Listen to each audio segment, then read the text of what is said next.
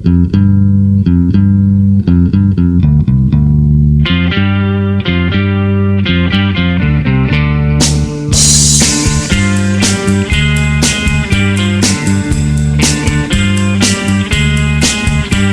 a hard world to get a break in, and the good things have been taken.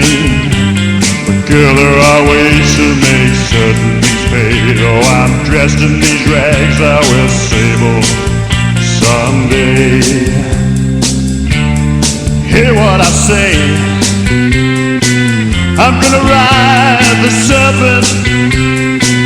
No more time spent sweater in, hear my command. I'm breaking loose, it ain't no use. Me down, stick around. But baby, remember, it's my life, and I'll do what I want. It's my life, and I'll think what I want. Show me I'm wrong, have me some time, but someday you'll treat me real fine.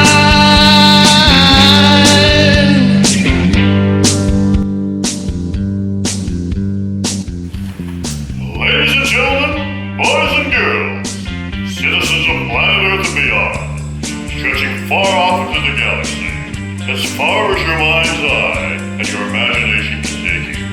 Welcome to the Pork and Bean Show, starring Pork Cunningham and Frank Oliver Baines. Allow us to introduce you to new thoughts, put questions in your head, and consider things you never considered before. Where the paranormal becomes normal, where unreal becomes real, where time and space cease to exist, and where love is everything.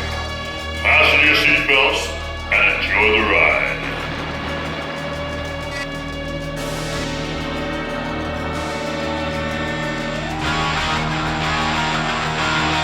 Yeah. For me and the Lord, you gotta understand it. We're on a mission from God. 10, 9, ignition sequence start. 6, 5, 4, 3, 2, 1.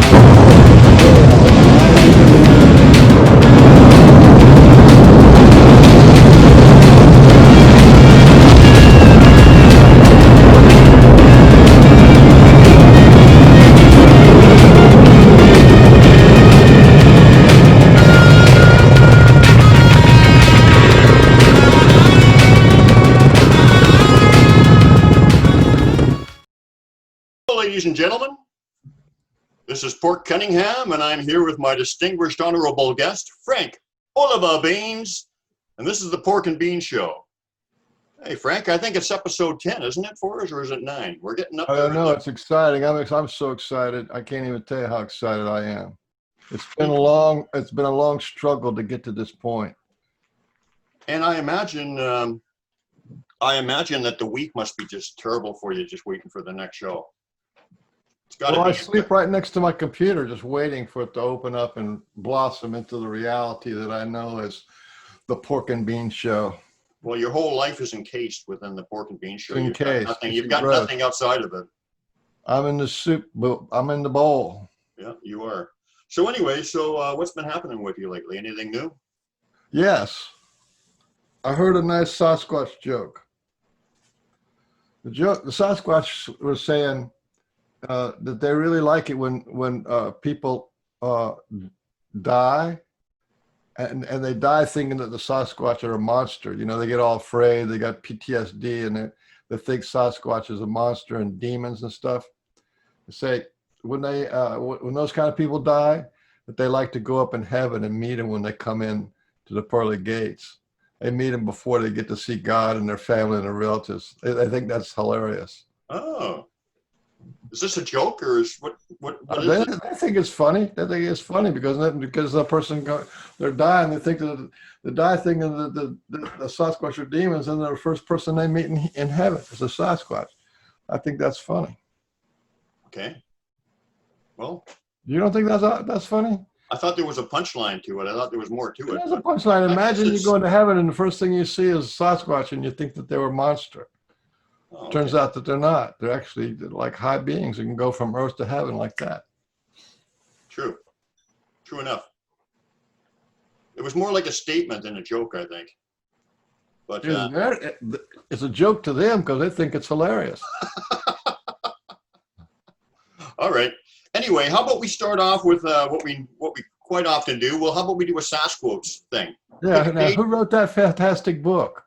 Well, this is from Graham McSkimming from Show the book. Show it like, you know. Graham yeah, McSkimming down a little from bit. Ontario, Canada, which is actually where I was born.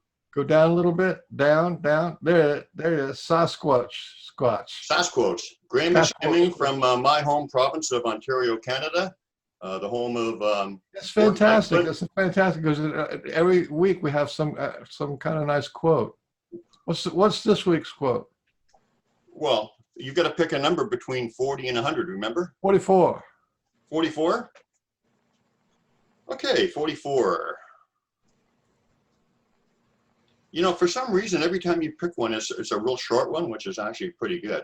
Okay, so this book is actually about channeled messages from Sasquatch elders, I guess, or teachers, and this one says, there is nothing you can hold under control. And that is Darnas of the Itakan Katanta clan. They made that just for this program. They made that just for this pork and bean show. There's nothing you can hold under control. Boy, did they ever nail that. They nailed it. They absolutely nailed it. Well, I mean, hey, this show starts out of control and then it gets worse. Imitates the Hindenburg from there. Oh, yeah. You know, like we're going down in a How was your flames. week? What's that? You went on a hike and made a video? It was like a romance video? Well, I mean, I thought, you know, because you know, Sue can't cross the border right now, and it's one of her favorite places that we go. I mean, we go there and we spend 2 or 3 days, a couple times a year there, camping out way off in the bush. And so I thought, well, I'll just take her along on a video, on a little video walk, just so she can kind of a walk down memories lane. But that's some of the most fantastic scenery. The most amazing spot I've ever seen in my life. You have this little beach and then the snow-capped mountain and then these two big hills full of trees and a river. Just amazing, actually. It is amazing. And that's actually the first place where I've seen RE. I've seen him there for the first time, right there. That's like a magic. That's like a wonderland. It really is paradise, I'll tell you. Yeah, absolutely. Okay, so do you have anything else you want to say before we? No, I'm going to save all. We got a fantastic. Steer it into the glacier. What's that? We have a fantastic guest. One of my favorite people. Absolutely, one of my favorites too. But anyway, let's get into the mailbag segment before we bring our guest on. And guess what, Frank? I got a surprise for you. Okay. We've actually got a live person who's going to come on and ask the question. And I believe the lady's name is Betty Barnes from Albuquerque, New Mexico. And I don't know. Whoa, yes, wait a minute, Mr. Postman. Wait, hey, hey, hey, Mr. Postman. Whoa, yeah. Please, please, Mr. Postman. Whoa, yeah. There must be some word today from my boyfriend so far away. Please, Mr. Postman, look and see. Is there a letter for me? And I don't know what. Betty Betty Barnes. Barnes from Albuquerque, New Mexico, and I've got no idea what the question is or anything like that. So I guess we'll just see what happens. Betty Barnes. Betty Barnes. Hey, Betty. Hi, how you doing? I'm so excited to be here on the Pork and Beans show. So, are you a fan? I'm a fan, yes, and I'm over here fangirling. Woo-hoo. There they are. So how is Albuquerque, New Mexico today? You know, the sky is the most beautiful blue and the earth is the most beautiful red. All the colors are so inspiring and you can smell the trees in the air. It's beautiful today. Well, you see, Frank, we already made a mistake. Look at how eloquently and beautifully this lady's talking. I mean, she's already made us look like chumps, just with her little... I know, she's professional. She's a professional. We don't want any professionals on their show. She's a professional. Oh, This is the Pork and Bean Show. We're just... Oh, in that case, it's less smoggy today, and you know, it's going to be another hot one. Okay, so Betty, what's your question? Okay, here's what I really want to know, because this is going to inspire me. What is it that brought you two amazing gentlemen together to form this beautiful show, this platform? I'm looking for the amazing gentleman. Oh, you mean us? Yes. No, I don't see. Oh, you're talking about us? Brian, it was Brian who begged me. He was begging me. He said, will you? And I said, no, I don't want to do it. Yes. Anyway, he talked me into it. I'm a sucker. Yeah, he didn't have the time. He didn't have the patience. He didn't have the, I wouldn't say he didn't have the ability. It was arrogance. I thought I was too good for pork and beans. And then you found, yeah, and then he actually found out that pork and beans defines him. Like, you know, like you heard earlier, he's basically. Listen, it is like, it not only defines me, it sustains me. Absolutely, Yes. absolutely. Pork and beans, whenever I have pork and beans, it becomes a part of me. Yep.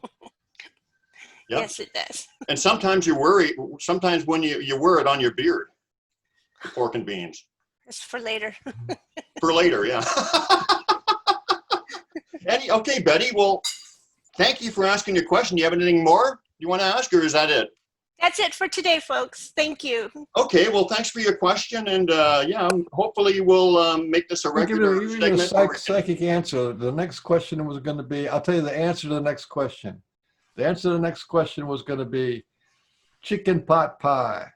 Ooh, yum. Wow. Was I right? Yes, there it is. Woo! I'm psychic. You got a psychic show. You want to tell us what your psychic show is? Wait a minute. What? What am I thinking? Smart guy. You're thinking that I'm taking over the show and you're feeling hurt. Oh, wow. You've got the gift, my friend. I've got the gift. I'm You've telling got you. the gift. Okay, Betty, thanks a lot. Thank And you. hopefully you'll continue watching the show, and we appreciate your patronage of our many hundreds of thousands of fans out there. You're one of many. So thank you very much. Bye-bye. Bye-bye. Thank you. Okay, so let's move on to today's guest. And the guest is Kelly Rainbow Butterfly. And she's been running the Psychic Sasquatch Spiritual Retreat for, I think this will be the 4th or 5th year. Let me think. She can say that. I think it's probably the 4th year coming up. And anyway, I've known her for a few years. Great lady, great connected lady, has a beautiful relationship with the Sasquatch, and just a great person all around. So let's bring her on. What are you doing with that pork and beans thing? Now, I'm trying to be professional to let everybody know this is the Pork and Bean Show. Yeah, but now I can't see who. But when you do that, I can't bring our guest on. Okay, it's gone now. It's gone, right? It's gone.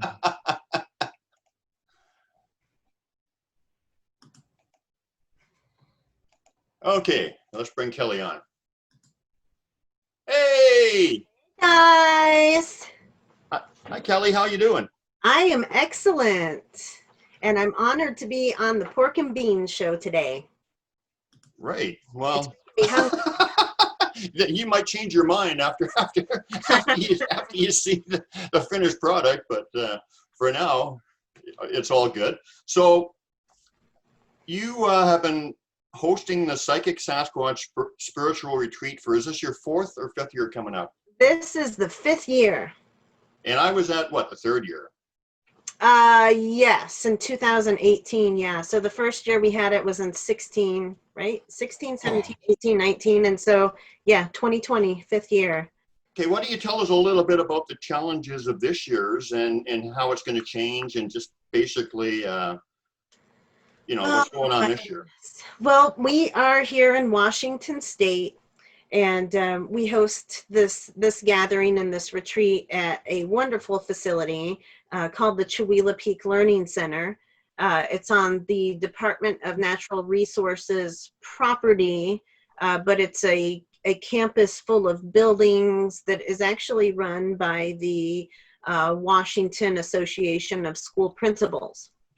And so I think everywhere in the country, school shut down back in March. And so Chewelah Peak hasn't been doing much of anything this year. They're covered in snow half of the year, more than half of the year. And so anyway, this is looking like it might be the first real event of the year. And we're looking to see how this is moving, how things are changing. There's a lot of different guidelines that we need to follow, things like that. The governor of the state is issuing declarations by the day that changes things by the day. But Stevens County, where Chewelah Peak is in phase 3, which means that we can have gatherings in groups up to 50 people, 100 outside, 50 inside each individual space. And in addition to that, news yesterday, the lovely governor said, you know what, I'm changing the rules again. Now the gatherings can only be 10 people. Yeah, 10 people, 10 or less, yes. In one room, you mean? No, 10 altogether. On the whole property?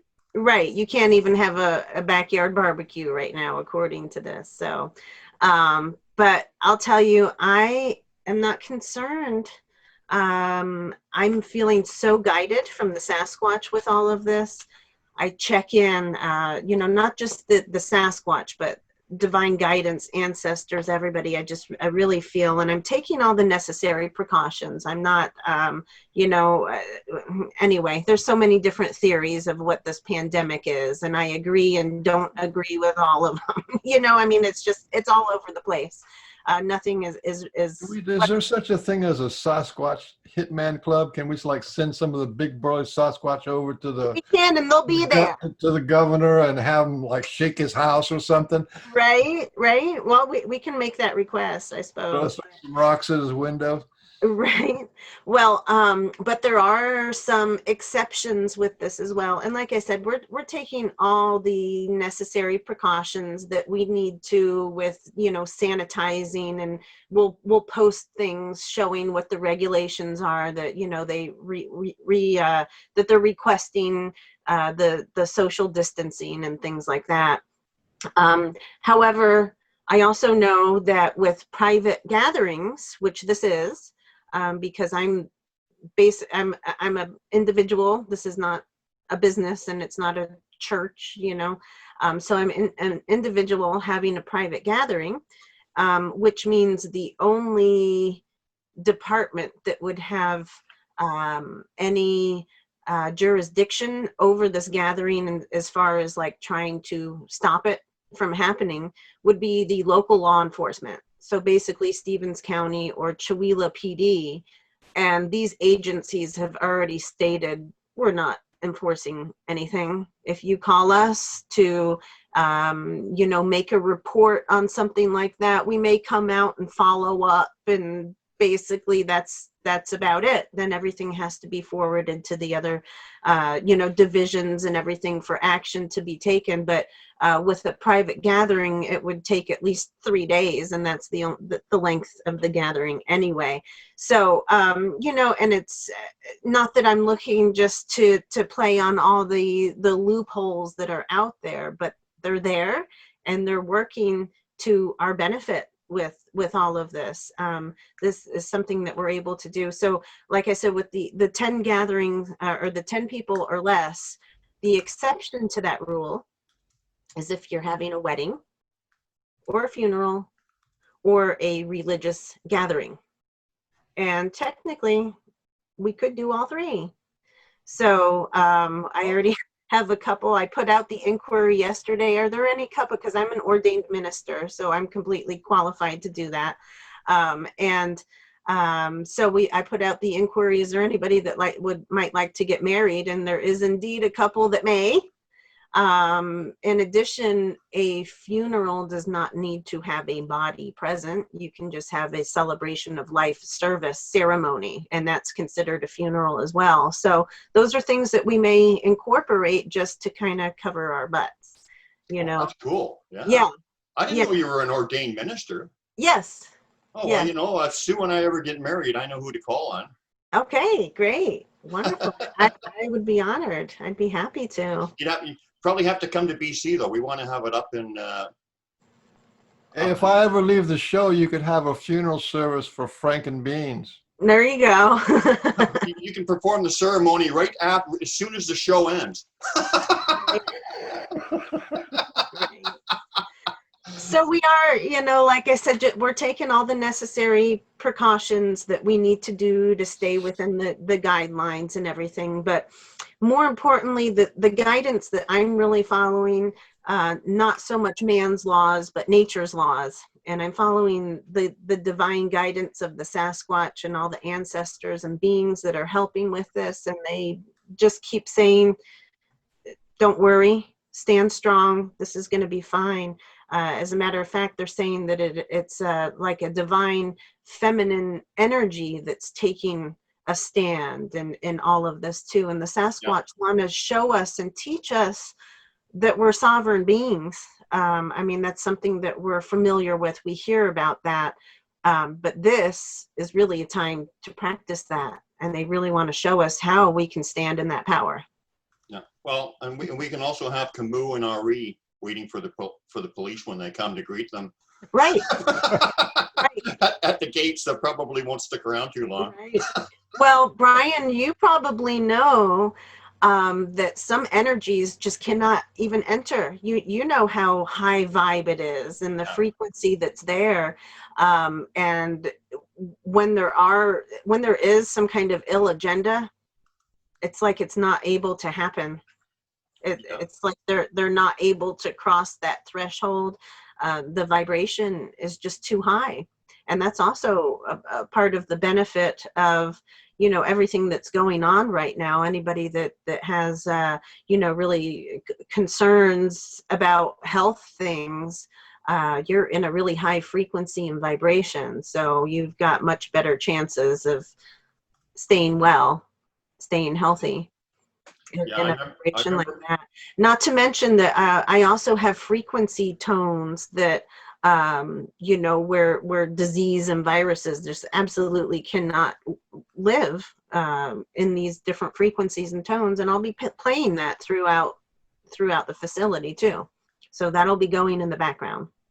I remember when I went the third year, it was like the energy was so high, and it was like I was like on a real high for like a couple of weeks afterwards, and then I kind of crashed. I guess people, you know, because it was like, I don't know. It is. Then you come down for a while and whatever. It's like, whoa. Yeah, your body's got to catch up. Yeah, come back to 3D for a little bit. So did you want to tell us about, I want to get into that really interesting story about you and that picture of the kid that you found, but let's leave that for a bit. Did you want to tell us, maybe get into how you got into Sasquatch and how you're introduced to them, or whatever you want to talk about, your journey? Sure. Well, yeah, I mean, it's like it could go in so many different directions, but really it all started for me in 2012. That whole year I was really going through spiritual awakening, just realizing more about myself. I was doing some research into family history and ancestry. I really immersed myself in the Native American culture. I was going to powwows and, you know, hanging out with different indigenous people and learning their ways and things. And So at the end of 2012 is when I came across the information in Kiwoni's books, The Psychic Sasquatch and the Sasquatch People. Right. And as soon as I found this truth, like saw the picture, found the website, and just heard the reality that the Sasquatch were interdimensional beings and that they were loving earth people, I knew immediately that I was on the right track. And I knew that somehow this was my life. This was something I was so deeply connected with. And I knew that just learning that information was going to change my life. And it did, even though I didn't know what that was going to look like. And I was spending a lot of time in the woods. I was living in Arkansas at the time. And I was doing a lot of hiking, spending time in the woods, and it was becoming quite apparent that the Sasquatch were around. I knew they were around and that I was experiencing them interdimensionally, and I couldn't make sense of it. I could hear them walking behind me and there's nobody there, or pine cones thrown in your direction, not meaning to hit you, but it's thrown. It didn't fall. It was tossed, and so I'm like, what is this? And I just knew it was Sasquatch, even though I didn't, fully understand. So once that came to my awareness, it changed everything. And everything really started to pick up for me immensely. Like my communication, my psychic gifts just started exploding. I started having communication from the Sasquatch as well as different star beings at the same time. I was having my own personal, I guess you could say, multi-dimensional experiences, especially dreams. A lot of it came in dreams. And then these big, massive downloads of information. It feels like you're reading 500 books a day, and then you have to try to disseminate all of that information. And so all of that was really happening and exploding for me in like 2013. I want to share a quick story too, because it's in relation to somebody we were just talking about, with Graham McSkimming, that wrote the Sasquatch book that you're reading there. So I connected with Graham once the Sasquatch came into my awareness. I started connecting with other people on the internet that were connected with Sasquatch. And at that time, there weren't many. I mean, it was literally, like a dozen people that were following this kind of thing. And when was this? What date was that? The date? This was in early 2013. I shouldn't say a dozen people, but it was not that popular of a subject. So there was no groups on Facebook, nothing like that. I think in the context that we understand them and are connected to them, it was a very small group. A lot of people were interested in them as like wood apes and right. Yes. That kind of thing. But yeah, as far as the understanding of their true nature, whatever, there were, I agree, very few people. Oh, sure. Yeah, exactly. Yeah. I mean, sure, there was plenty of interest then and, the mysteries of the Sasquatch. Yeah. But I met more people that were really connected and communicating with them in spiritual ways. So, I connected with Graham, and I was living in Arkansas at the time, and we spoke on the phone once, and I had seen one little tiny thumbnail picture of him, so I had an idea of what he looked like, Yeah. And I was hanging around with my friend Amy at the time a lot. She lived in Arkansas, and we're best friends, spent a lot of time together. And one day I had a vision or a dream, but I was awake. It was a vision where I saw Amy and Graham together, sitting on her couch, and they were just laughing. They were just so symbiotic. It was just, I snapped out of it, and I was like, whoa, what was that? Like, these two don't know each other. But the energy that I got is like, these two belong together, And so I told her about it, and I told him about it, not thinking much of it, just like, hey, I had this weird vision, let me tell you. And then they took it upon themselves to connect with each other on Facebook. Wow. And they hit it off immediately. And well, you know, now Amy is Graham's wife. So Oh, yes, and so that was really an incredible connection. And we Graham did come out to visit when we were in Arkansas, so we spent some time together, and we had some you know, Sasquatch experiences that we shared together too. I have a photo. I'm trying to think of where that might be. I might know. A photograph of Graham and Amy in the woods with an interdimensional Sasquatch standing right next to them. And I wow. called it in. We went on a little hike, and as soon as we got on this trail, I felt this really strong energy, and I connected with a female Sasquatch named Anashi. And so we found a bent tree, a bowed tree, and I said, "Hey guys, you know, go stand over there. I want to take your picture."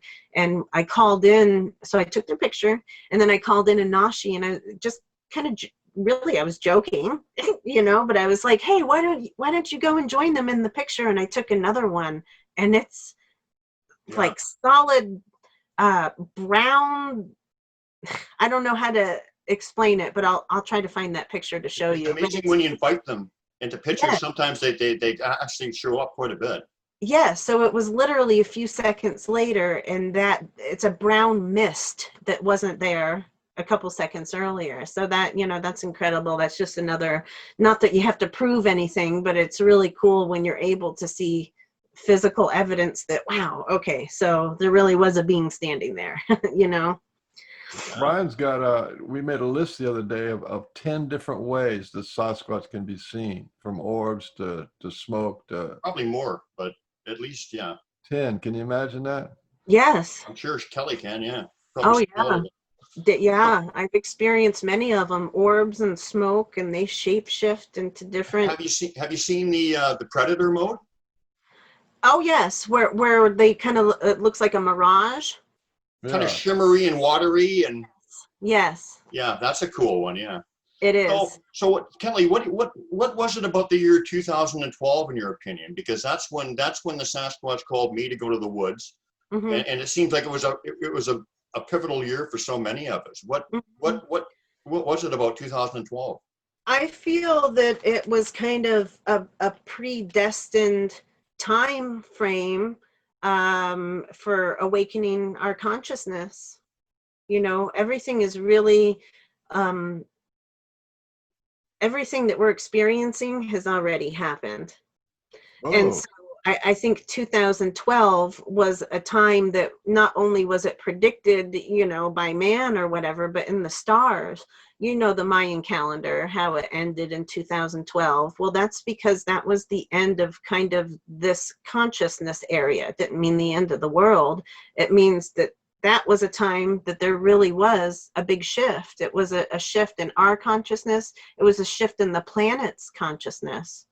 You know, and so that's what many of us are experiencing. And while everybody didn't awaken to something or have something big happen in 2012, most likely that was the start of something that shifted in their consciousness to take them, to lead them on their next potential path. Yeah. Yeah. Yeah. Actually, you know, Graham and Amy, hopefully I'm going to meet them in September. Mhm. You know, my little gathering, I guess there's not going to be any American folks coming probably because of the borders, but Right. maybe half a dozen to a dozen people, Canadians, whatever, and they're going to come. So they Right. say. So I it'll have be a fun. question. Fantastic. I have a question. Because there's so, oh yes. My question is a hard one. Okay.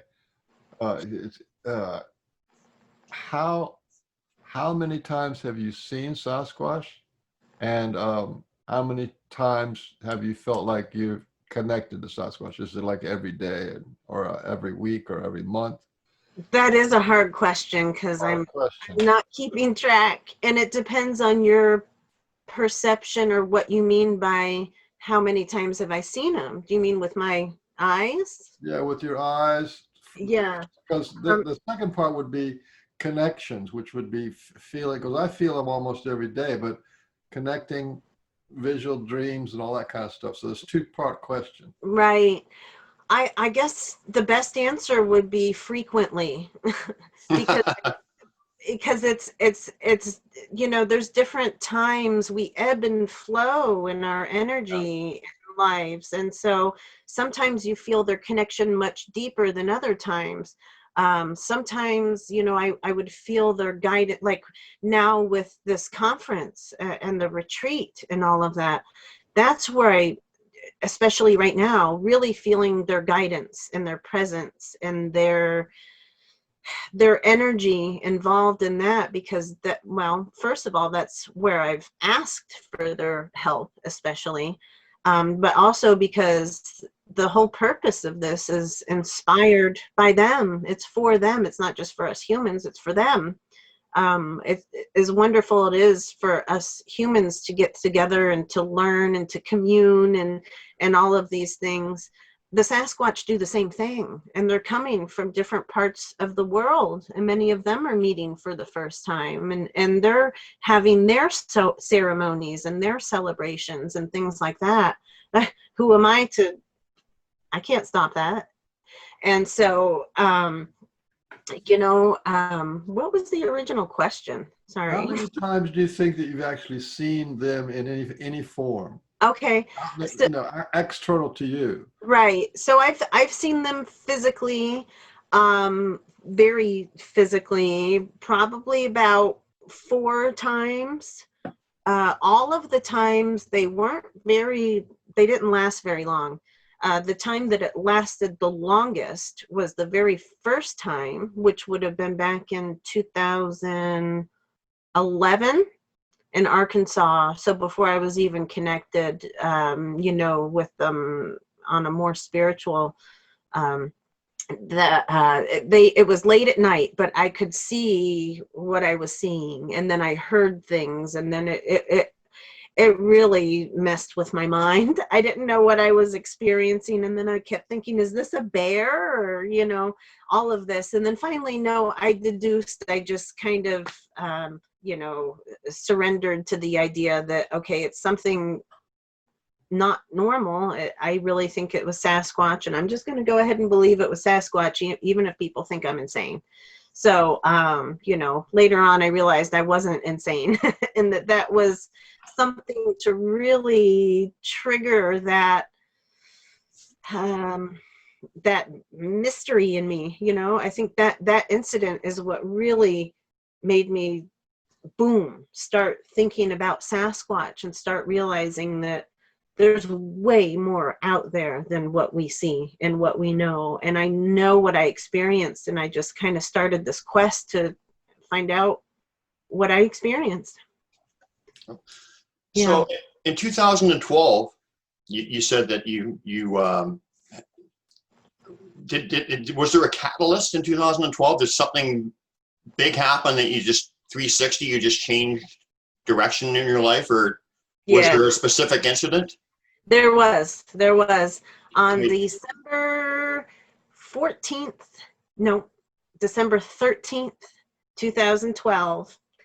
I went to bed at around 11 o'clock at night by myself. My husband at the time was in the living room with my stepson. They were staying up later. And so I went to the bedroom by myself. And the instant I lay down in bed, so I was not asleep, I was still very wide awake. And the instant that I laid down in bed, I saw or felt or heard something going on outside. It was this huge, heavy hum and vibration, and then I could see this bright light fill the window. We had a sliding glass door which was covered by a curtain, but I could see this bright, immense light coming through the cracks of the curtain. And I wanted to get up. I'm curious, and I want to know what's going on out there. And I can't get out of bed. I'm stuck. I'm frozen in bed. I can't lift my limbs. And I'm like, what's going on? And so on one level, I'm freaking out a little bit, but at the same time, I'm also like, oh my God, this is cool. What's happening? So I have all of these emotions. And right about this time that I'm just starting to freak out, two beings came to me at my bedside at the end of the bed. One was a star person. He looked kind of like, he had kind of like a light bulb shaped head, and his name was Jai. He told me his name was Jai, and he felt like a doctor. He was very doctorish. That was my impression.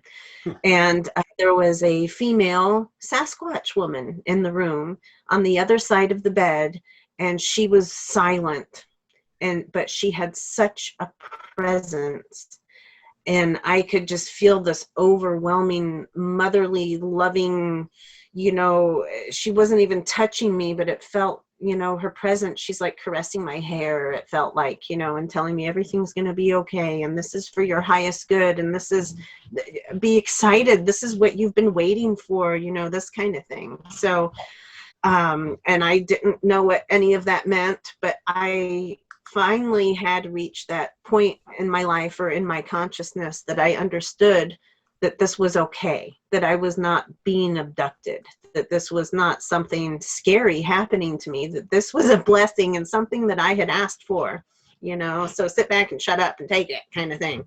And anyway, I felt physical sensations in my body, in my uterus. And so, I was kind of freaking out a little bit. I thought, okay, well, they're extracting eggs to the best of my knowledge. I think that's what's going on. They're using my DNA for something. And that's what I was feeling from them too. That was kind of the energy that this is for your highest good. We're not harming you. We're helping you. And immediately afterwards, after this, they were gone. I was able to move again. I got out of bed and I looked outside, and there was nothing that I could see because it was gone. It was over. However, when that happened, the vibration was so, it really was rattling the windows, and it actually rattled a little picture frame that was on top of a television. And so to me, that was physical proof right there. There's a picture frame on the floor that I saw fall. That means this happened. It wasn't a dream. This happened, because I was still, you're in bed. You're like, what was this, the craziest dream? And I got up. I went into the living room and I asked, I should say, immediately after this, when I looked outside and there was nothing, 2 Black Ops helicopters flew over the house. In that moment, within, 5-10 seconds of me looking outside, and 2 Black Ops helicopters fly by. And so I went into the living room and I'm kind of freaking out. I was like, oh my God, guys, did you experience this? Like, what's going on? What did you feel? What did you see? And they're like, oh, we just heard a couple Black Ops helicopters fly by. And I was like, okay, yeah, but I meant like before that, and they're like, no, nothing. And I'm like, you didn't see lights, and you didn't hear like a gigantic humming machine outside? No. Okay, I'm going back to bed. And by that time, I was also really physically hurting horribly. My uterus, I was hurting really bad. I couldn't hardly even make it back into the bed. And so I did, and I just passed right out, and I went to sleep. And I woke up in the morning with no pain, but definitely memories, definitely the memories. And I woke up thinking, okay, this was not a dream. I know what I experienced. So it took me some time to accept that reality. I won't even say that much time. Within the day I had accepted it, So that right there was something that really shook me. That was the turning point. And I should say also that the day before, I told you that, and this all happened around the same time. So literally a few days before this, I had just received Kiwoni's books that I had ordered. Right. And so I started to read them just barely. It was more like skimming through the pages, not even really reading them. but I had seen a picture of Kiwoni in the book as well. And the day before this spaceship incident, I had a dream about Kiwoni where he came out of a cave and said, and he said my name. He said Kelly, and I was in the dream. I'm just like, where did you come from? Who are you? Why do you know my name? You know? Yeah. And he says, follow me. I have something to show you. And he walked back into this cave, and without a thought in my dream, with no second guesses, I just followed him blindly into the cave. And then I woke up. But to me, that was just really kind of like, there's some kind of message in this. The following day, this happened with the ET and the Sasquatch. You know, and so it all kind of really happened simultaneously with that.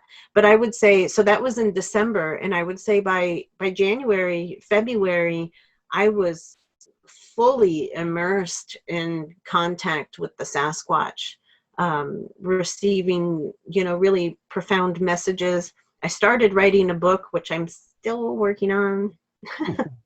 And you know, at that time, about all of the experiences that I was having. So and then to go back to your last question too, Michael, besides the physical sightings that I've had, you know, I can't count, probably hundreds of different interactions that I know of to be Sasquatch, you know, in the form of gifts or in the form of what different elements that come through in different ways, you know, so many different things, the messages, you know, all the messages that I get, a lot of the experiences.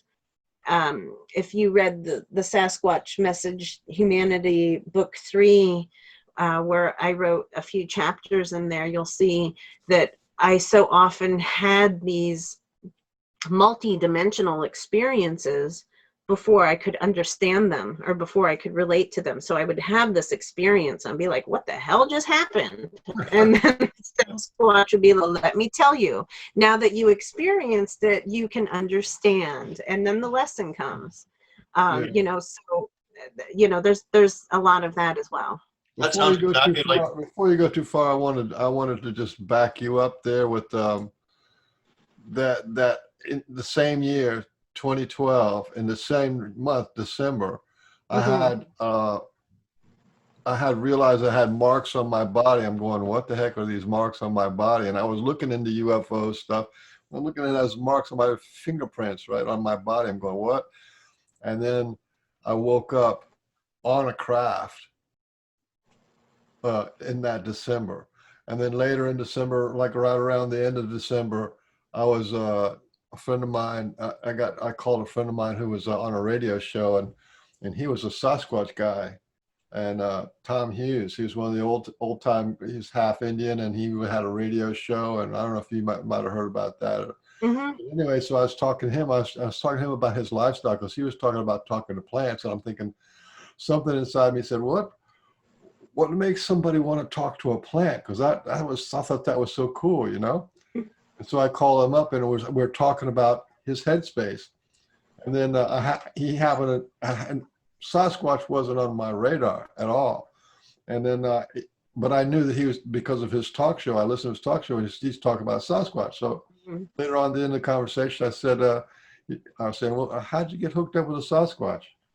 And he said, well, just go out the front door and just start saying hi, Sasquatch people, and just pretend like they can hear you. Say, I want to be your friend. And that's what I did. And that's what happened. So just the reason why I'm putting this out is that there's a Sasquatch ET connection. And I'm part of the extraterrestrial contact community, and part of the Sasquatch community. And those guys, I think it happens a lot, but those people are really not getting together and saying Sasquatch and the ET people are on the same team. They cooperate. They're, you know, and I think that needs to be brought out. I'm really glad you mentioned that part. Yeah, cool. Yeah, that's awesome. And that is that is the case a lot of times, but it's also not the case a lot of times. You know, it depends on, and that's one thing. I get a lot of people asking me about that, so I just want to clarify when people ask about certain races of beings and are they good or are they bad, you absolutely cannot make any kind of judgment on that whatsoever. People think reptilians are bad, but they're not all bad. There's so many different levels of consciousness. It depends on your consciousness, not what you look like. It's the same thing with humans. You know, we're going through the same things here. We're, you know, race wars and political wars and stuff like that. Which side are you on? What color are you? That kind of thing. What party are you affiliated with? And none of that matters. You know, you shouldn't judge at all either, but you feel it out according to the consciousness, the level of consciousness where that person or that being is at. I learned that the hard way. Yeah. Yeah. What part are you affiliated with, or what group are you with, or what box are you in? All that's got to change in order Right. for us to evolve consciously. Right. You know, that's faulty thinking. So I agree with you, like, about the hundreds and hundreds of experiences and lessons and just interactions of all different types or whatever. Have you found, like, one thing I found is, like, time does not exist for them. Have you found, like, they will leave you something 5 or 6 years in the past, and then you look at a picture or look at it again, the picture or something, and then you realize, wait a minute, they already knew that I was going to discover what they were showing me 5 years ago. They already knew I was going to find out about it today or whatever. Yeah. Like, it's just like time does not exist for them, right? Yes. What an amazing advantage they have for teaching us our lessons, right? Yes, it is. It's incredible. I see examples of that all the time, and it is really, it never ceases to amaze me. It's absolutely incredible. I'm gonna tell you, back in 2005, I didn't make this connection until many years later, but back in 2005, I was in Arkansas. I was living on my own in a house, and I was just not, I won't say I wasn't in a good space. I was in a confused life, was in transition space. Okay. And there was one day, my doorbell knocked, my doorbell knocked. Yeah, sure. That would be really incredible, wouldn't it? There was a knock at the door, or maybe it rang. I don't remember if it was a knock or a ring, but anyway, there was somebody at the door, and I remember this overwhelming feeling come over me that I was so afraid. I was so scared because, well, first of all, nobody knew really that I even lived there. I didn't know anybody, you know, I didn't know anybody where I was. And, you know, so that was part of it. But also inside, I knew that whoever was knocking or ringing that doorbell was not human.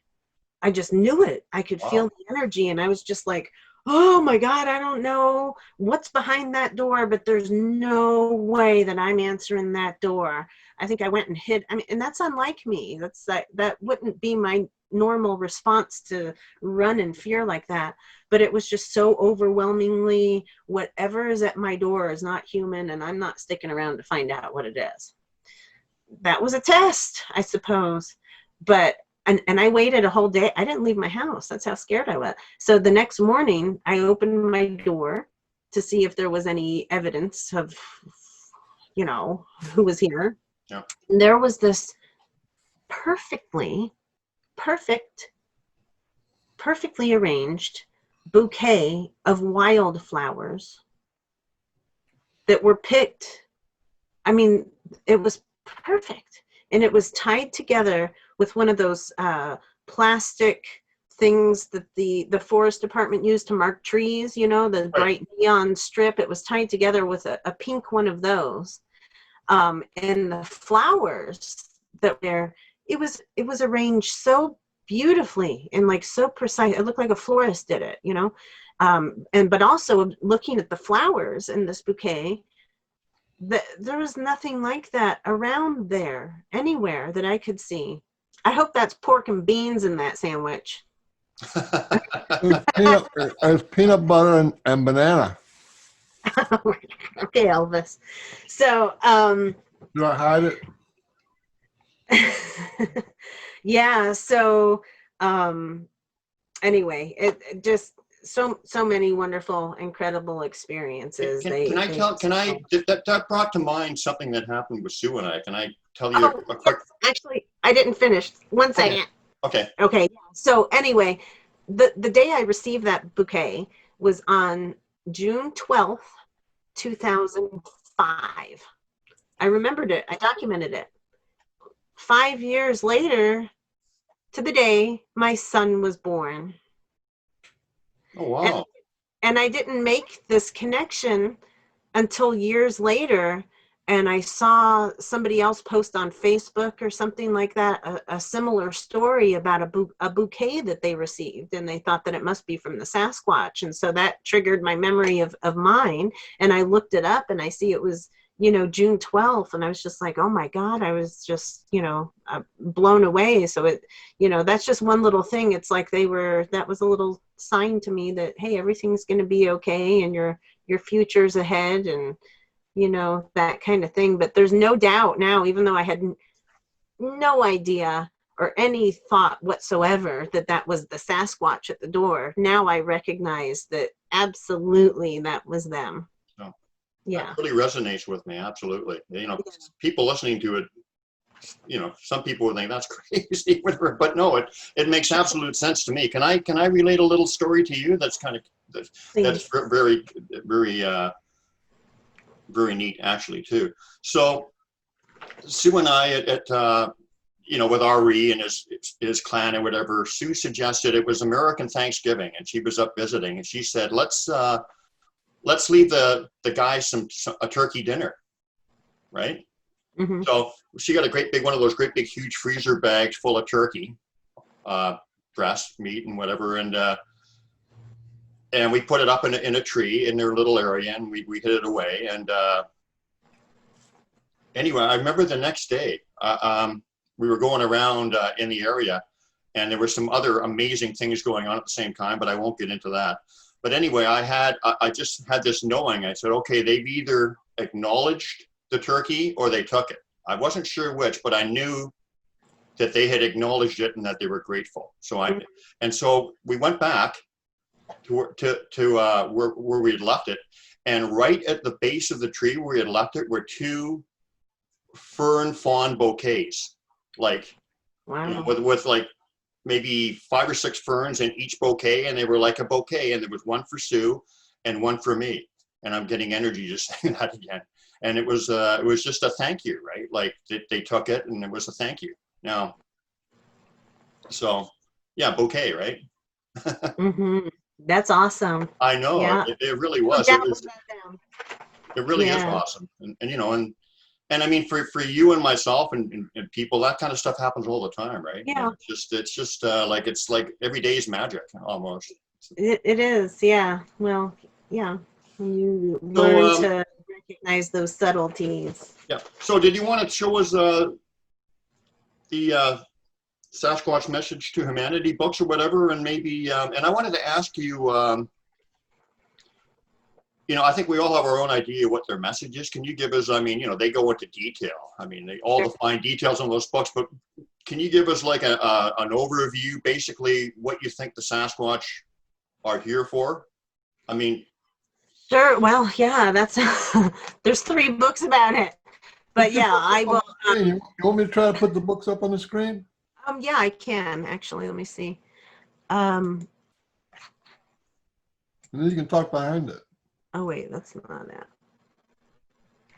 Oh, I see. Because I bet you and I probably think more or less the same.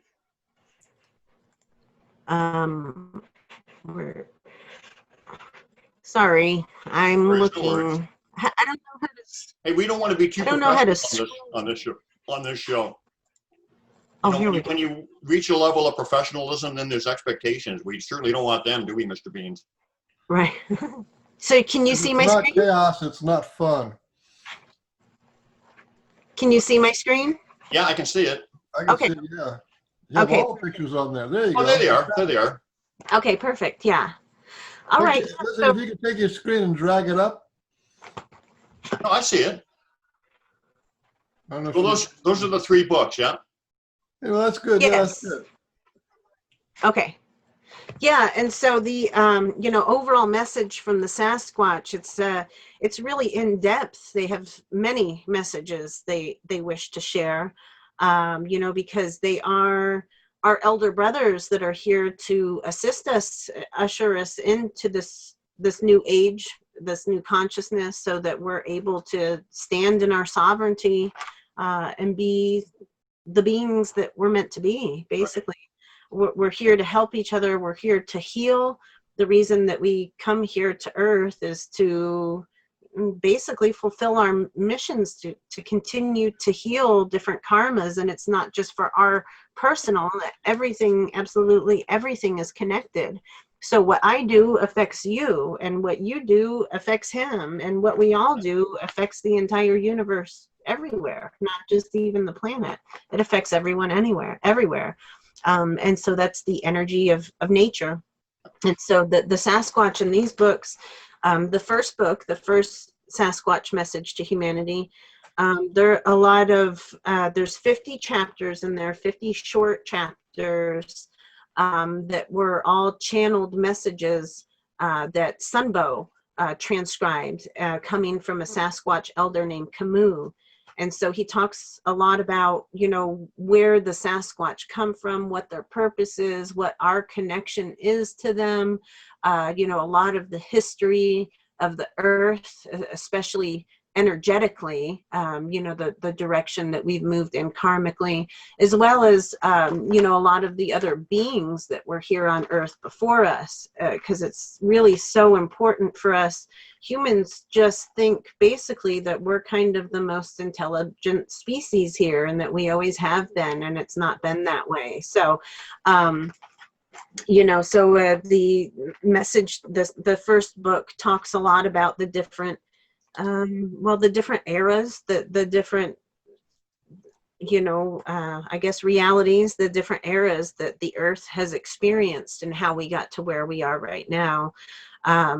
Just a quick rundown so that you understand kind of more of who the Sasquatch are, where they come from. We're all created by beings that are not originally from Earth. Earth is a fairly new planet. It was a planet that was chosen because of its resources, and because it's like a melting pot. There's been a big cosmic galactic war that's been going on for eons. And so Earth was an opportunity for us to come together and heal that. And that's what we're doing. And it sucks while we're here. There's a lot of healing, and that's not pleasant, but that's why we're here. Yeah. And so not that I try to, I totally understand where people are at when they are feeling sad or depressed or anxious, and I acknowledge that. I'd never want to take that, those feelings, those emotions away from somebody that needs to process that. But I'd like to remind people of the bigger picture of everything, that, ultimately we are here to suffer so that we can overcome it, so that we can heal from that, so that we can find what it is that's so deeply rooted in us, that we need to let go of, because it's not serving us, and it's not serving humanity, and it's not serving the planet. So in this lifetime, many of us, especially those on a spiritual path, we're just going to keep getting triggered over and over and over and over, so that we have opportunities to resolve them in more conscious ways. And so that's what, overall kind of the Sasquatch message, but there's so much more to that. They want to teach us, like I said before, how to stand in our sovereignty, how to be the multidimensional beings that we are, You know, we do have limitations in these physical bodies and being on this planet that's 3D. But they want us to remember that we are more than our bodies, and we don't exist only on this 3D plane. And so it's a pretty deep, complex subject, you know, but it's an innate gift and ability that we all have. And so, you know, just exploring those options and those ideas and tuning into our higher selves and knowing that these things are possible helps us on our path. There's no ultimate goal. You know, so many people are seeking ultimate true enlightenment, and yeah, we're humans, you know. I've And so always just, sorry. it's only going to go so far. I've always, you know, for me, in a simple way of saying it, I think that they are here to introduce us to our true nature. Who Yes, we truly are. You know, like our true nature and how we merge and how we are so symbiotic with all of nature. right, our true nature and the connection of everything and whatever, and just reintroduce us to who we really are or whatever. Because from my experience, once you feel that connection to everything and know that, then you have to change. Yes. You just have to change, and that's Indeed. basically in a nutshell. You know, in a few simple words, what I see them introducing us to.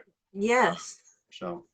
And through, you know, so many different practices which can be recommended, they're all really just for humans, you know, but through meditation and through different practices which they can recommend, but everything is really subjective to where we're at, how we perceive, where we're at, what our interests are. And so everybody has their own way of getting there. But nature certainly is one of the best, most connected ways to get there, because when you're in nature, it's you become one with it. You know, you become subjected to, I mean, we're subjected to nature's laws anyway.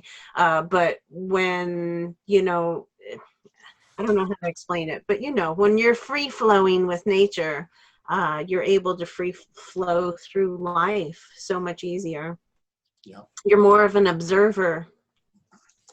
So Could I ask you a question about this book 3? That I want people to kind of understand this. The first 2 books were pretty much done by Sunbow. Yes.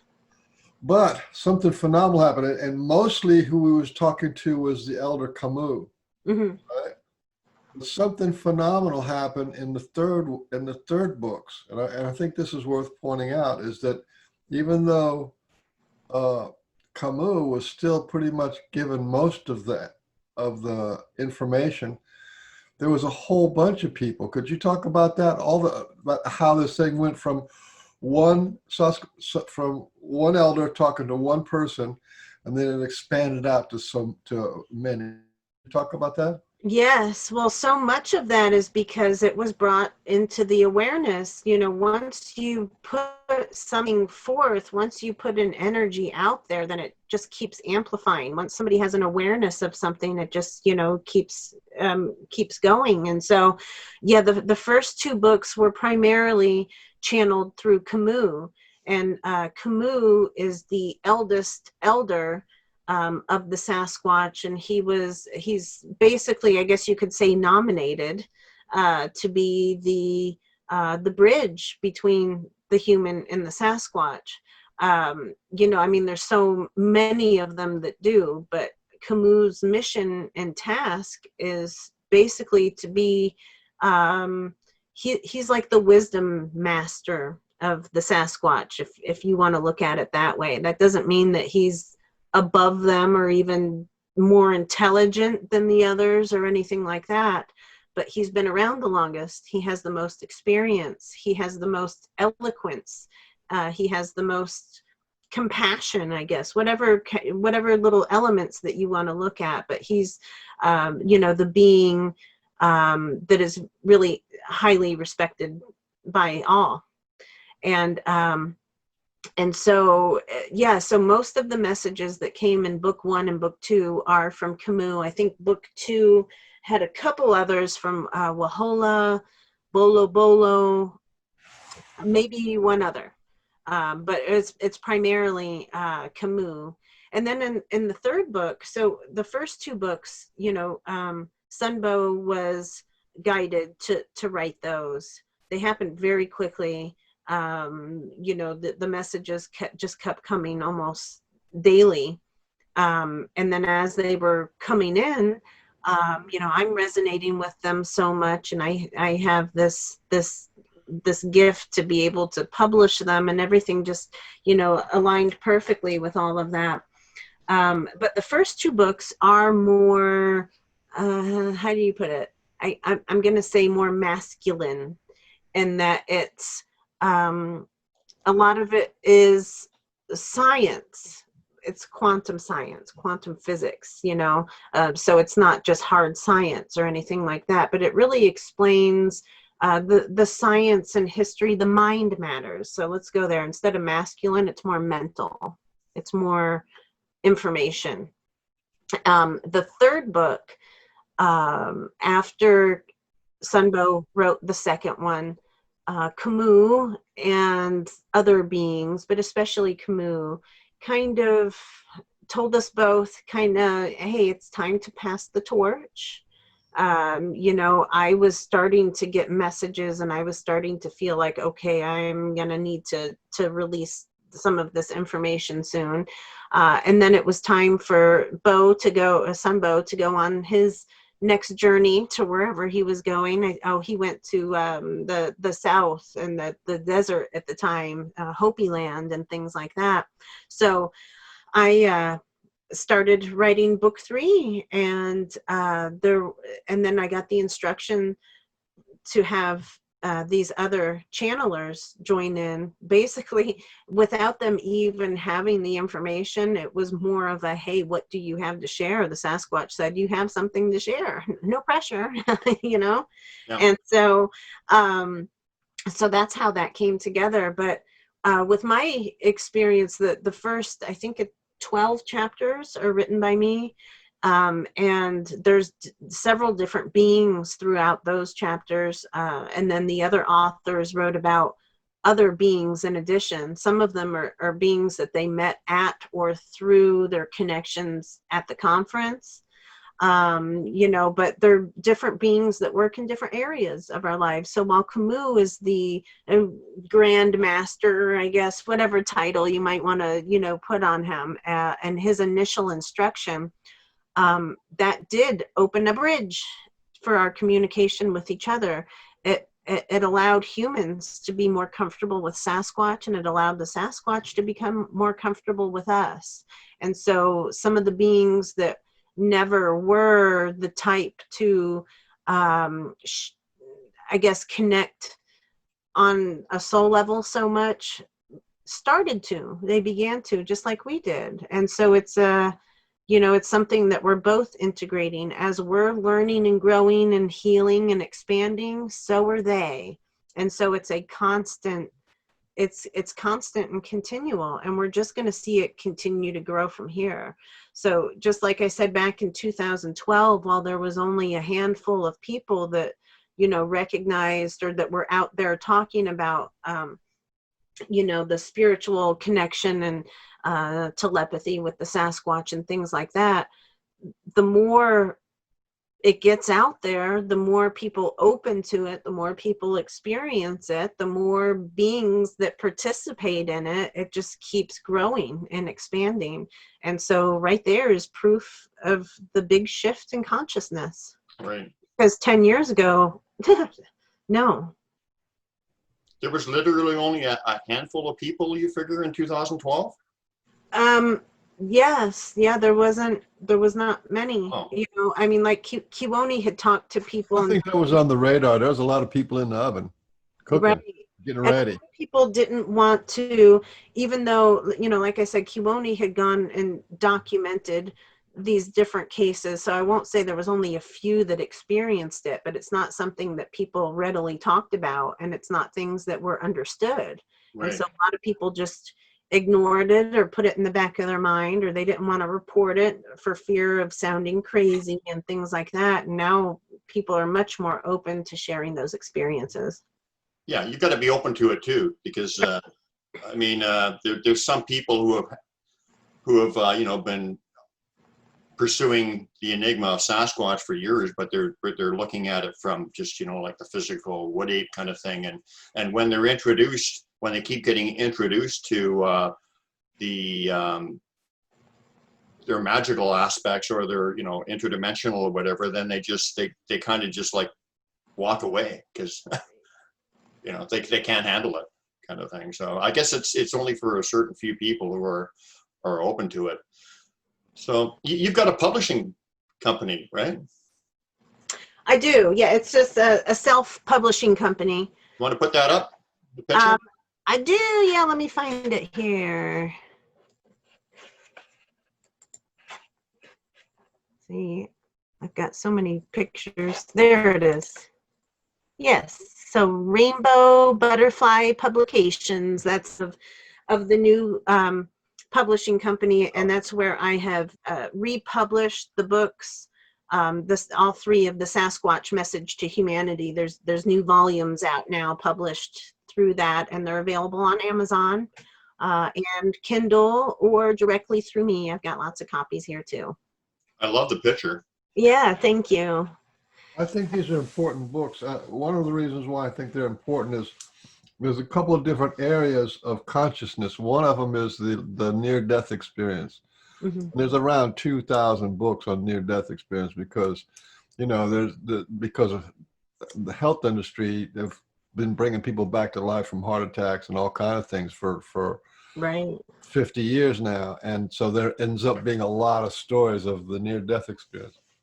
But then there's also quite a lot of books from experiencers from ET contact and abduction stories and all that kind of stuff, and then channelers, for people who channel from the different star systems and different wisdom keepers. But that's what makes your this particular set of books is really important. Is that there's that voice of Earth spirits, you know.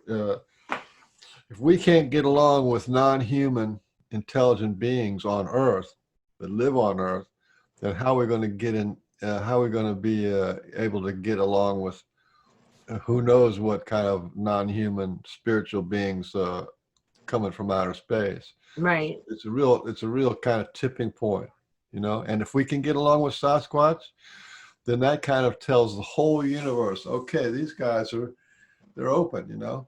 If they get along with Sasquatch and can communicate, then we can come too. And I think that's what we're being prepared for. Yes, and the Sasquatch are some of the beings that humans should be able to relate to even more than our star ancestors, you know, because we all have the DNA from all these different races and all these different star systems. You know, like I said, Earth is a new planet and humans are a new being. And so we all contain the DNA of all these races that came before us. Before there were Sasquatch, when the Earth was a newer planet, the first beings of the most intelligent conscious life were mer people, or like fish people, because the Earth was almost completely water at that time. And so the mer and the fish people were the first most conscious beings. And then after a long time of evolution, that turned to the lizard people, or the reptilians. And then after a very long period of time, that became the insectoid beings, or the ant people. You know, and so after that, there's the bird people, or the avians. You know, so we're talking eons here, you know, that all of these races are more, you know, the most conscious here on Earth and forming what it is. And then finally, after the bird people, first mammal people that were seated here on Earth were the Sasquatch, were the giant hairy people. And so, yeah, while a lot of them, ape people, if you want to call them that, I mean, there's all kinds of different ways that they can be related to, but they are the first humanoids that had the type of DNA that is most relatable to what we are now. So even though we do have all of those other, we do have reptilian blood, we do have avian blood, we do have insectoid blood, and all of this within us. We're a big melting pot of all of these things. But being that we're human and we're connected to the earth and we practice so much, basically the Sasquatch would be our closest elders, not only in time, but in physical appearance and in the DNA makeup and things like that. So a lot of people feel a much deeper connection to the star races, and a lot of people feel a lot deeper connection to the Sasquatch, and others angels. There's all these different things, but right now the Sasquatch DNA seems to be pretty prevalent, and it's something that's really coming out in a lot of people's consciousness. And it's also because all of this is for the earth, and the Sasquatch are some of the best wonderful earth stewards that ever was. So we have a lot we could learn from them. Can we get rid of the share screen while we're talking so people can see our lovely faces? Sure, of course. Stop. There we go. Yeah. There we go. So, okay. So, a lot of, people who are looking for the evidence aspect of it, like a lot of the DNA has been examined, and they keep finding, and sometimes it's just discarded because they find it's basically human with the male part unknown, right? I guess, do you agree with that? Yes. So so, the female mitochondrial is basically all human. But what do you think, the unknown, what is the source of that? Do you have any idea?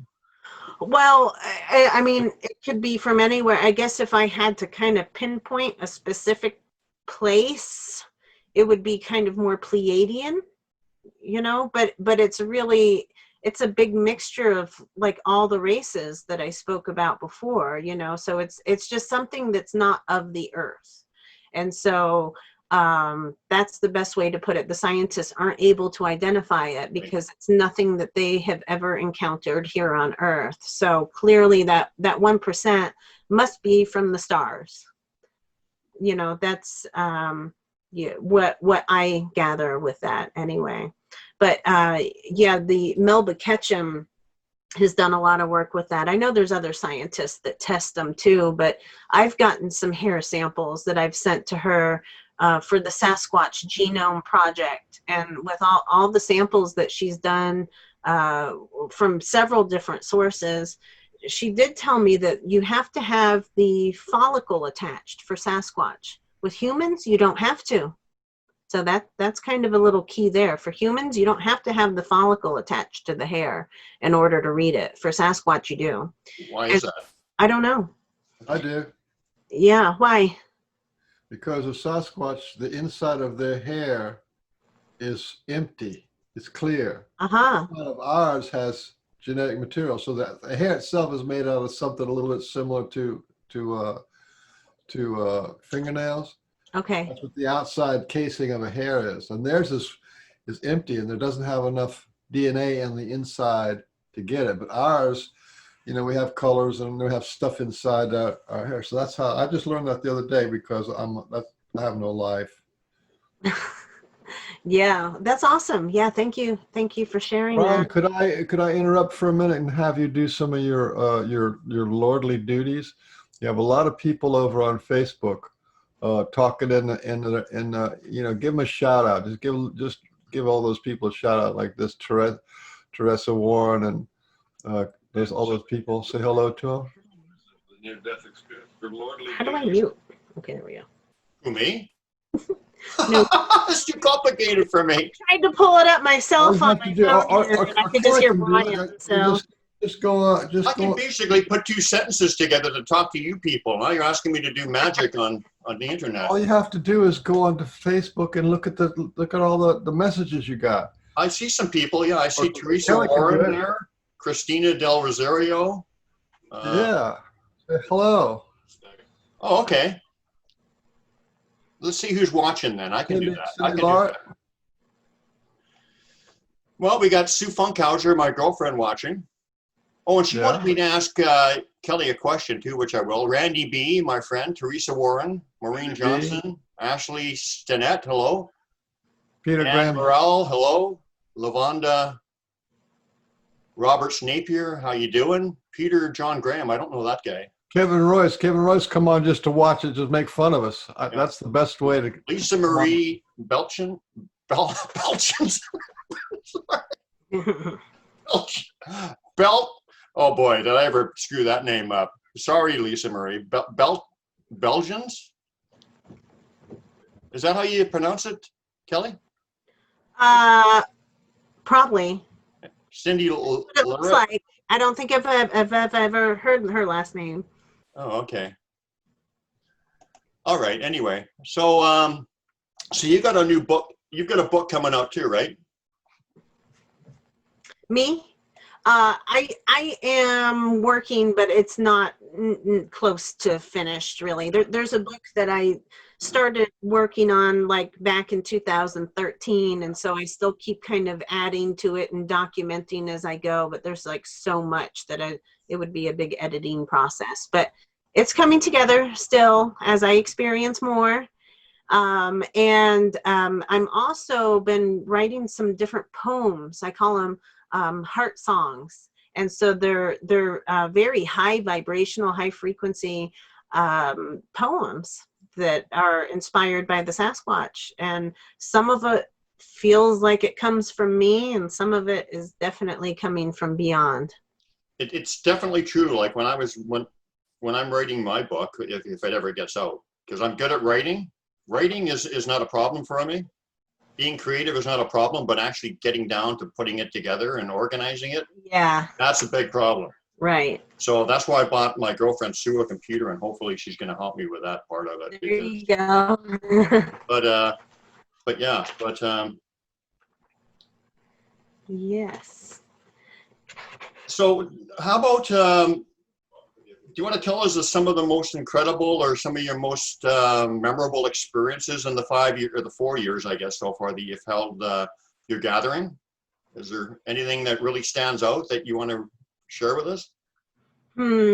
Well, there's so much, and really so much of it is, other people's experiences. And so I don't want to relate their experience for them because I could never feel it the way they did. True. But, there is so much, so many people every year tell me how much this has completely transformed their lives, how wonderful they feel just to be in that presence, or that they awaken to some kind of new knowledge or wisdom that is absolutely changing their lives. And so that's the biggest for me, is to get that kind of feedback, to know, well, that's why I do it. That's why I'm doing this, that's why I continue to, and even in the face of everything that's going on right now, it's more important that people have this way of connecting. So, I guess one of the most incredible things with my own personal experience that really validated so much for me, back in 2013, early 2013, after I had connected with the Sasquatch, and besides Suni, who was at my bedside that one time, one of the Sasquatch that I'm most connected with, he's actually more of an ancient one, or later race. He's got more human DNA in him. But his name is George, and I connected with him, and I think it was late January 2013, and he introduced himself to me. It was an unbelievably beautiful experience. I was in a stand of trees singing the song Hallelujah with my eyes closed, and I could feel his presence right in front of me. And so I was just enjoying it, like, whoa, this is cool, you know, with my eyes closed. And when I opened my eyes, he was there, and I totally wasn't expecting that. And Wow. yeah, and so it was an incredible experience. But we would have a lot of back and forth like conversations, unlike, you know, a lot of times it's more just information you receive, and this was really kind of back and forth. And George is so loving. He says that he's my brother and that he's been there since I was born. And he's really fun and funny. He feels like a human. His personality, his humor is like a human. And so I just really enjoy his energy and his company. But long story short, he told me in January or February that year that he called me the goddess of alliance. And I was like, oh, okay, it's kind of thanks, but no thanks. Like, you know, it just seemed like an inflated kind of title. I was like, goddess of alliance. And it didn't make any sense to me either, because where I was at in my life at that time, I was going through a separation, and I was really divided from humans at that time. And anyway, so for him to call me the goddess of alliance, I was just like, okay, well, that makes no sense, but thank you. And I didn't think much of it until fast forward years later. Who knew that I would be where I was? I had no idea. But at the very first conference, it was originally going to be just a one-day conference. And I heard that there were so many people coming from so far, coming from other countries and coming from all over the country. I was like, we should really open this up so they can spend more time than one day here, you know. So we decided to have a camp out the night before, which was a full moon. So the conference was on Saturday, so people arrived Friday. We had a full moon ceremony with Sunbow outside at the amphitheater outside. And after all that, it was a beautiful, wonderful ceremony. And then I got on the stage after all of that so that I could take a picture of the audience, because it was just, anyway, it was just a wonderful moment, and I had to document it on film like I always do.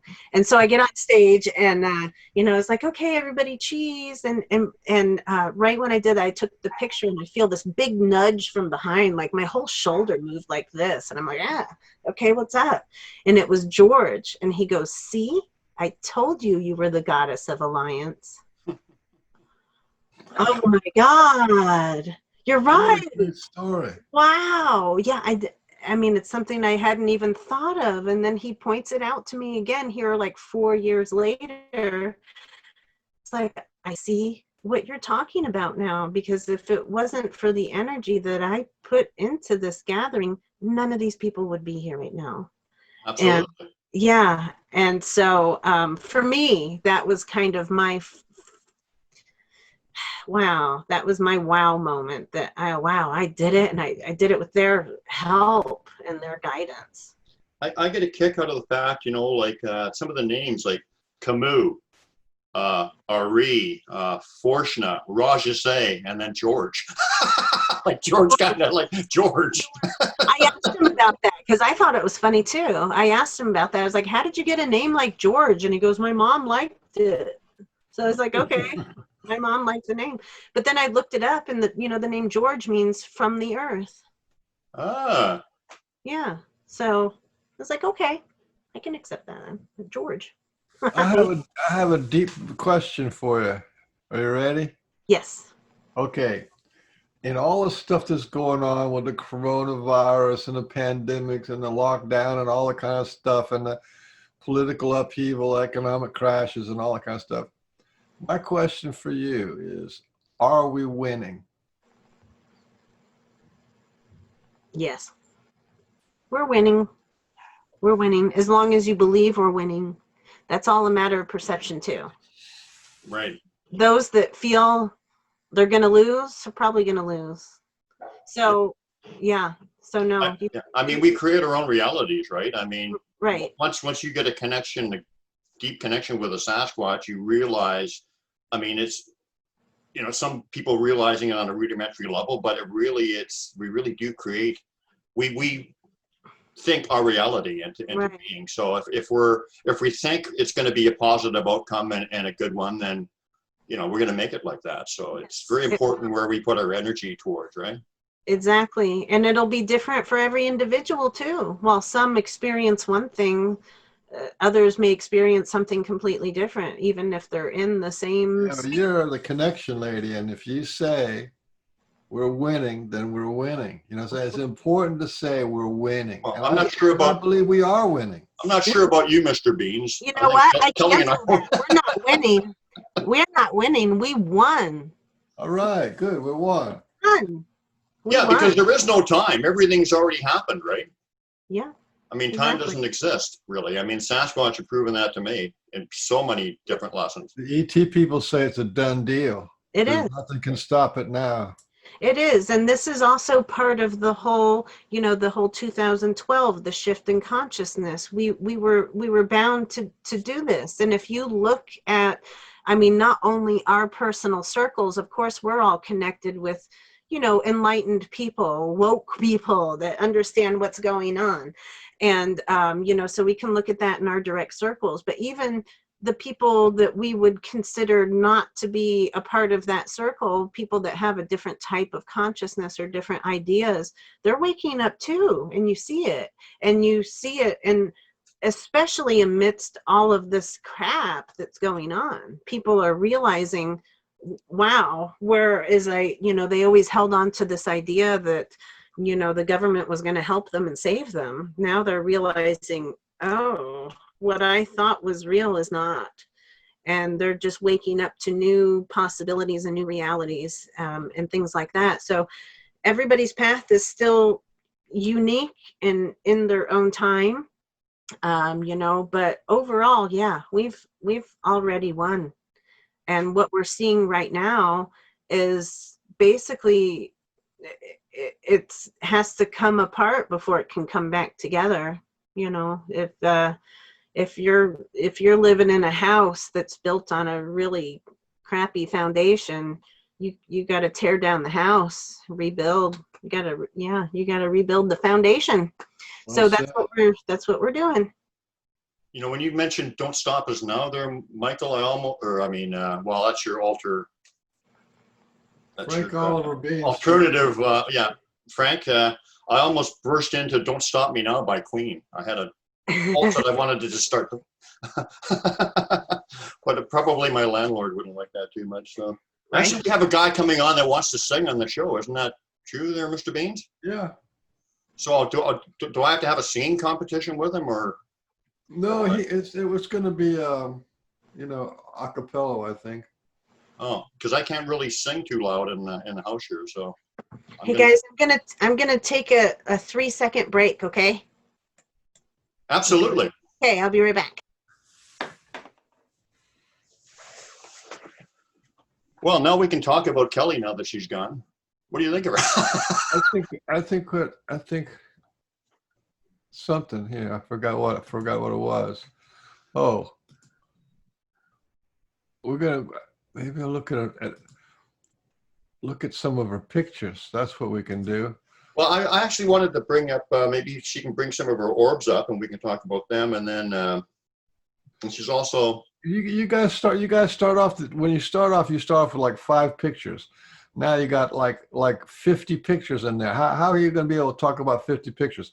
Who's this guy with the big pork belly there? Who's that pork belly guy? Some dweeb. That's Ari, right? RE, the RE belly. Well, who's the guy? I'm trying to think of the name. I just brought up his name, but of course I can't bring it to mind now. The photographer guy. Darrell. Right. Yeah, he took this picture of me at your gathering. Yeah. And he said, "RE standing beside you." And ironically, Oh, I see it now. There's this kind there of is like something. Yeah, ironic, and for sure he was, because I remember I was in tears, literally in tears. I was feeling his energy so strong. So there you go. You can kind of see that right there. You That's can see amazing. him illuminated on your chest and your belly. You see how your shirt Yeah. color changes? Yeah, yeah. Yeah. So did you want to talk about, what were some of the things you wanted to talk about, Kelly? Like maybe, yeah, don't go there yet. We got to go in sequence here. Let's talk about Kelly's orbs, and then I'll introduce these ones or whatever. Yeah, well, So, you know, so bring yours up, Kelly, and let's talk about orbs a little bit. okay, let's see. Yeah, I was just kind of, that was just a little bit of a second thought kind of thing in case it came up in conversation. Let me try to find them here. For some reason I gotta turn mine and off. so all of these were taken, all of these photos, I just included 3 of them because they happened to be in the album I Yeah, was there we go. looking through. Wow. Honestly, that's the only reason I included it. But this, these 3 pictures I'll show you are of different orbs. They were taken by Durrell at the Psychic Sasquatch Conference. I think this must have been 2000. This was either 2017 or 18. 17 was his first year there. So yeah, for 3 years he's taken pictures now. So this was either the first or the second year. And this spot here in particular that you're looking at was a real hot spot. Like always, there was a lot of orbs there, and you could feel this extreme temperature difference. It's right there on this trail that goes up to the amphitheater, and right in that spot that you're seeing, it feels like at least a 15, almost 20-degree temperature shift as you walk in there. You know, and so that was this is a pretty unbelievable one. There's so many orbs here. Oh my They're God, yeah. not even defined because there's so many of them. So here's another one where you can see more of the orbs. It's not such a thick cloud and haze. But you know, you can still see, and this is looking in the other direction in the same spot, you know, or in the same general area. And so that's looking down at the buildings. But yeah, you can see all the orbs in activity, and people can feel it, but people can also see this. You can see it with your physical eye, and then you also really especially see it when you hit the flash of the camera. So there for that, you know, a quarter of a second that it flashes, the whole sky illuminates with these orbs, and then it matches exactly what you see, you know, on the film. So it's not just a trick of the eye kind of thing. And then this is the other one that I included, also in the same spot. And so you can see here that the orbs and the mist are starting to kind of form a being. Yes. And I remember him saying specifically that he felt that presence at that time, and that's why he took that picture. Absolutely. You know. Do you have my pictures in sequence? Because I wanted to make a point on something that I found out about. Yeah, let's see. Have in sequence, starting off with the one where there's hardly any orbs, and then it. There you go. There's number 1. Oh, wait, number 1. Okay. So I'll quickly tell you, because I think I found out something. You know, I got a lesson, a very powerful lesson about these orbs. And what happened was actually Sunbow and who is it now? Eric. You know, young Eric. Jensen, Eric Jensen. Eric Jensen, right? Okay, yeah. Young Eric. He's gonna love that when he hears that. And young Eric, that young strapping lad. Yeah. Anyway, so Sunbow and Eric Jensen were at this very spot, and Sunbow said, "You should go here because we connected with a female Sasquatch, a male and a female Sasquatch, and I guess they were elders. They were, you know, quite evolved." And he said, "Go there and check it out." So Sue and I went to this area because it's right not that far from us. Mm-hmm. So we're sitting there, and Sue says, "Let me get my camera out and see if we can get some pictures of orbs." You know, coincidence, right? No. You know how it works. You have a thought, you get a thought placement in your head, and then all of a sudden there's a reason for it. So Sue started snapping pictures, and there was no fire or whatever or anything like that going on. And so this was maybe the third picture. The first picture or whatever, it was like completely black. There was nothing. But she was snapping a series of pictures. And then, so on this one, we started seeing some orbs coming in, okay? And so can you go to the next one? Yes. Uh-huh. Beautiful. This is working Bright great, one in the which is corner. unusual because it's very unusual that anything works for sure, but it's great. So anyway, so then we started seeing them all come in, like a whole bunch of them. And this is very similar to your pictures, not quite as dense, but you can see the same thing, right? Yeah. So this is the next picture, and this is taken just over a period of a few seconds. So it started getting more dense, and then go to the next one. Then we noticed that these orbs, they formed into one kind of, they were forming into like this one entity kind of thing. And you can kind of see a being or something there. Yeah. And, you know, I automatically thought, wait a minute, all this powerful being's consciousness is coming in from all different conscious points, references of, you know, like its consciousness is all over the place, and it's formed together into one. You know what I mean? Like its consciousness is here, there, and everywhere. Like they say that, kind of, I guess how you would say like God is, or Right. like he's everywhere. And it seems like the consciousness was coming together Wow. to form this one being. It's incredible. As you can see, right? I can see several beings in it. But there is one huge one, right? Yeah. Yes. Well, I see two, actually. One. Okay, but you still see my point about them coming together into, I do. yeah. And so then go to the next one. The next picture. And then we saw Yep. it was moving off, you know, this moving off the screen. So it was there in front of us, and then it was moving off. And you can also see, you know, like there's some kind of being there as well. And then the last one, thanks for your patience. Mhm. You know, this is a big face that was looking at Sue, like right in front of her. So Wow. whoever this being was, but the point is that I think that, you know, like with this particular evolved being, it like I said, its consciousness was coming in from all over the place. And that was a really powerful lesson for me, you know? Yes, that's incredible. And this is in BC. Yeah, it's Where this happened. It's in BC, yeah. Awesome. Yeah, that is incredible. Yeah. Oh, here's another one I forgot I included in. This was from our circle. You're probably in there, Brian, somewhere. This was from the circle in 2018, and that little rainbow anonymy is something that just showed up in the picture too. That showed up in a lot of different pictures. But right, it's pointing right at me. You notice that? It is. Yes, it is. It's hitting my butt. It is. Yeah, that's me there. Huh. You got the rainbow coming out of your butt. Is it coming out of the butt or going into it? I don't know. I think I'd rather have it coming into it than going out of it myself. But anyway. Right. But yeah, amazing. Eh? Oh, I see some of my friends there. Yeah.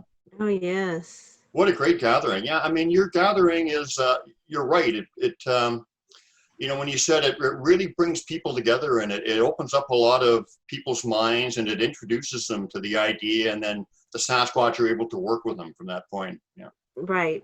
So what do we have here? This is a giant footprint that was found up at Chihuahua Peak. Wow. So you can see my foot there in comparison to that size.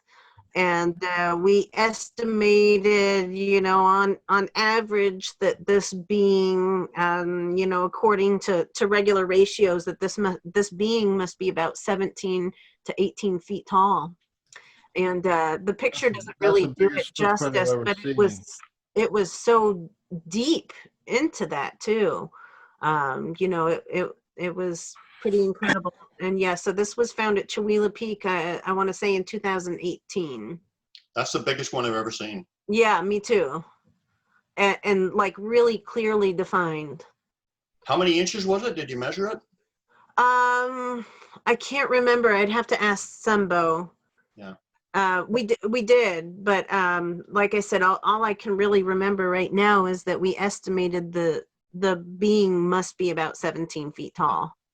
Yeah, it's funny, because I don't do casts, I don't measure them, I don't do it. None of that stuff really matters to me. But Yeah. when you see something that big, it's just kind of interesting. I wonder. Yeah. It looks about 22, 23 inches at least. Yes. Yeah, I think I It's a believe giant that's what guy, it yeah. was. That sounds about right. I want to say 22. Yeah. Yeah. Here's another one. I was with Sunbo, took this picture. We went up to the Chewelah Cemetery to walk around. Actually, we were guided. Camus told us to go there. And so we're like, okay, we'll just go see what there is. As you can tell, it was really covered in snow and everything like that. But you can see where I was walking. You can see my footprints. And I started, and then we came across these gigantic footprints with the big stride between them. And if you look, the prints that are to my right, and then the ones that are on the far right of the screen, they're actually coming from different directions. So they come and they merge together, and then where they come to that point just in front of me, I see then that, yeah. they shift and they change, and they're no longer big footprints, and they turned into little wolf tracks, like wolf or dog tracks. Oh my God, yeah. And then when you go around that tree that you see there, that's when the big prints start up again. So that was a sign of shape shifting in Absolutely. action. Yeah, incredible. No, That's there's no doubt that they astounding. shapeshift. Astounding. I've had so many experiences with animals, owls, ravens. I just know we're not, they were shape shifting. So that's amazing. Yeah, you can actually see where the tracks change into like the little Yeah. box or whatever it was, or Right. Yeah, it is really incredible. that's crazy incredible. Yeah. Wow. Yeah. I mean, that just kind Then of. you say it turns back into Bigfoot prints later on. Yes, around the tree. I took other pictures of that too, which I don't have included on here. But you couldn't really see the shape shifting from the other side of the tree. So, but this one kind of shows it pretty well, where you can see those tracks get a lot smaller. I can see. Yeah, it's obvious. You can see it right there. Yeah. Wow. So what are some of the things you wanted to share? I know you had a. Oh, it's 11:11. I just had to throw that out there. Oh, nice.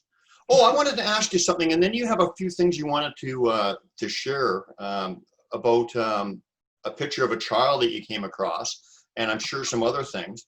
But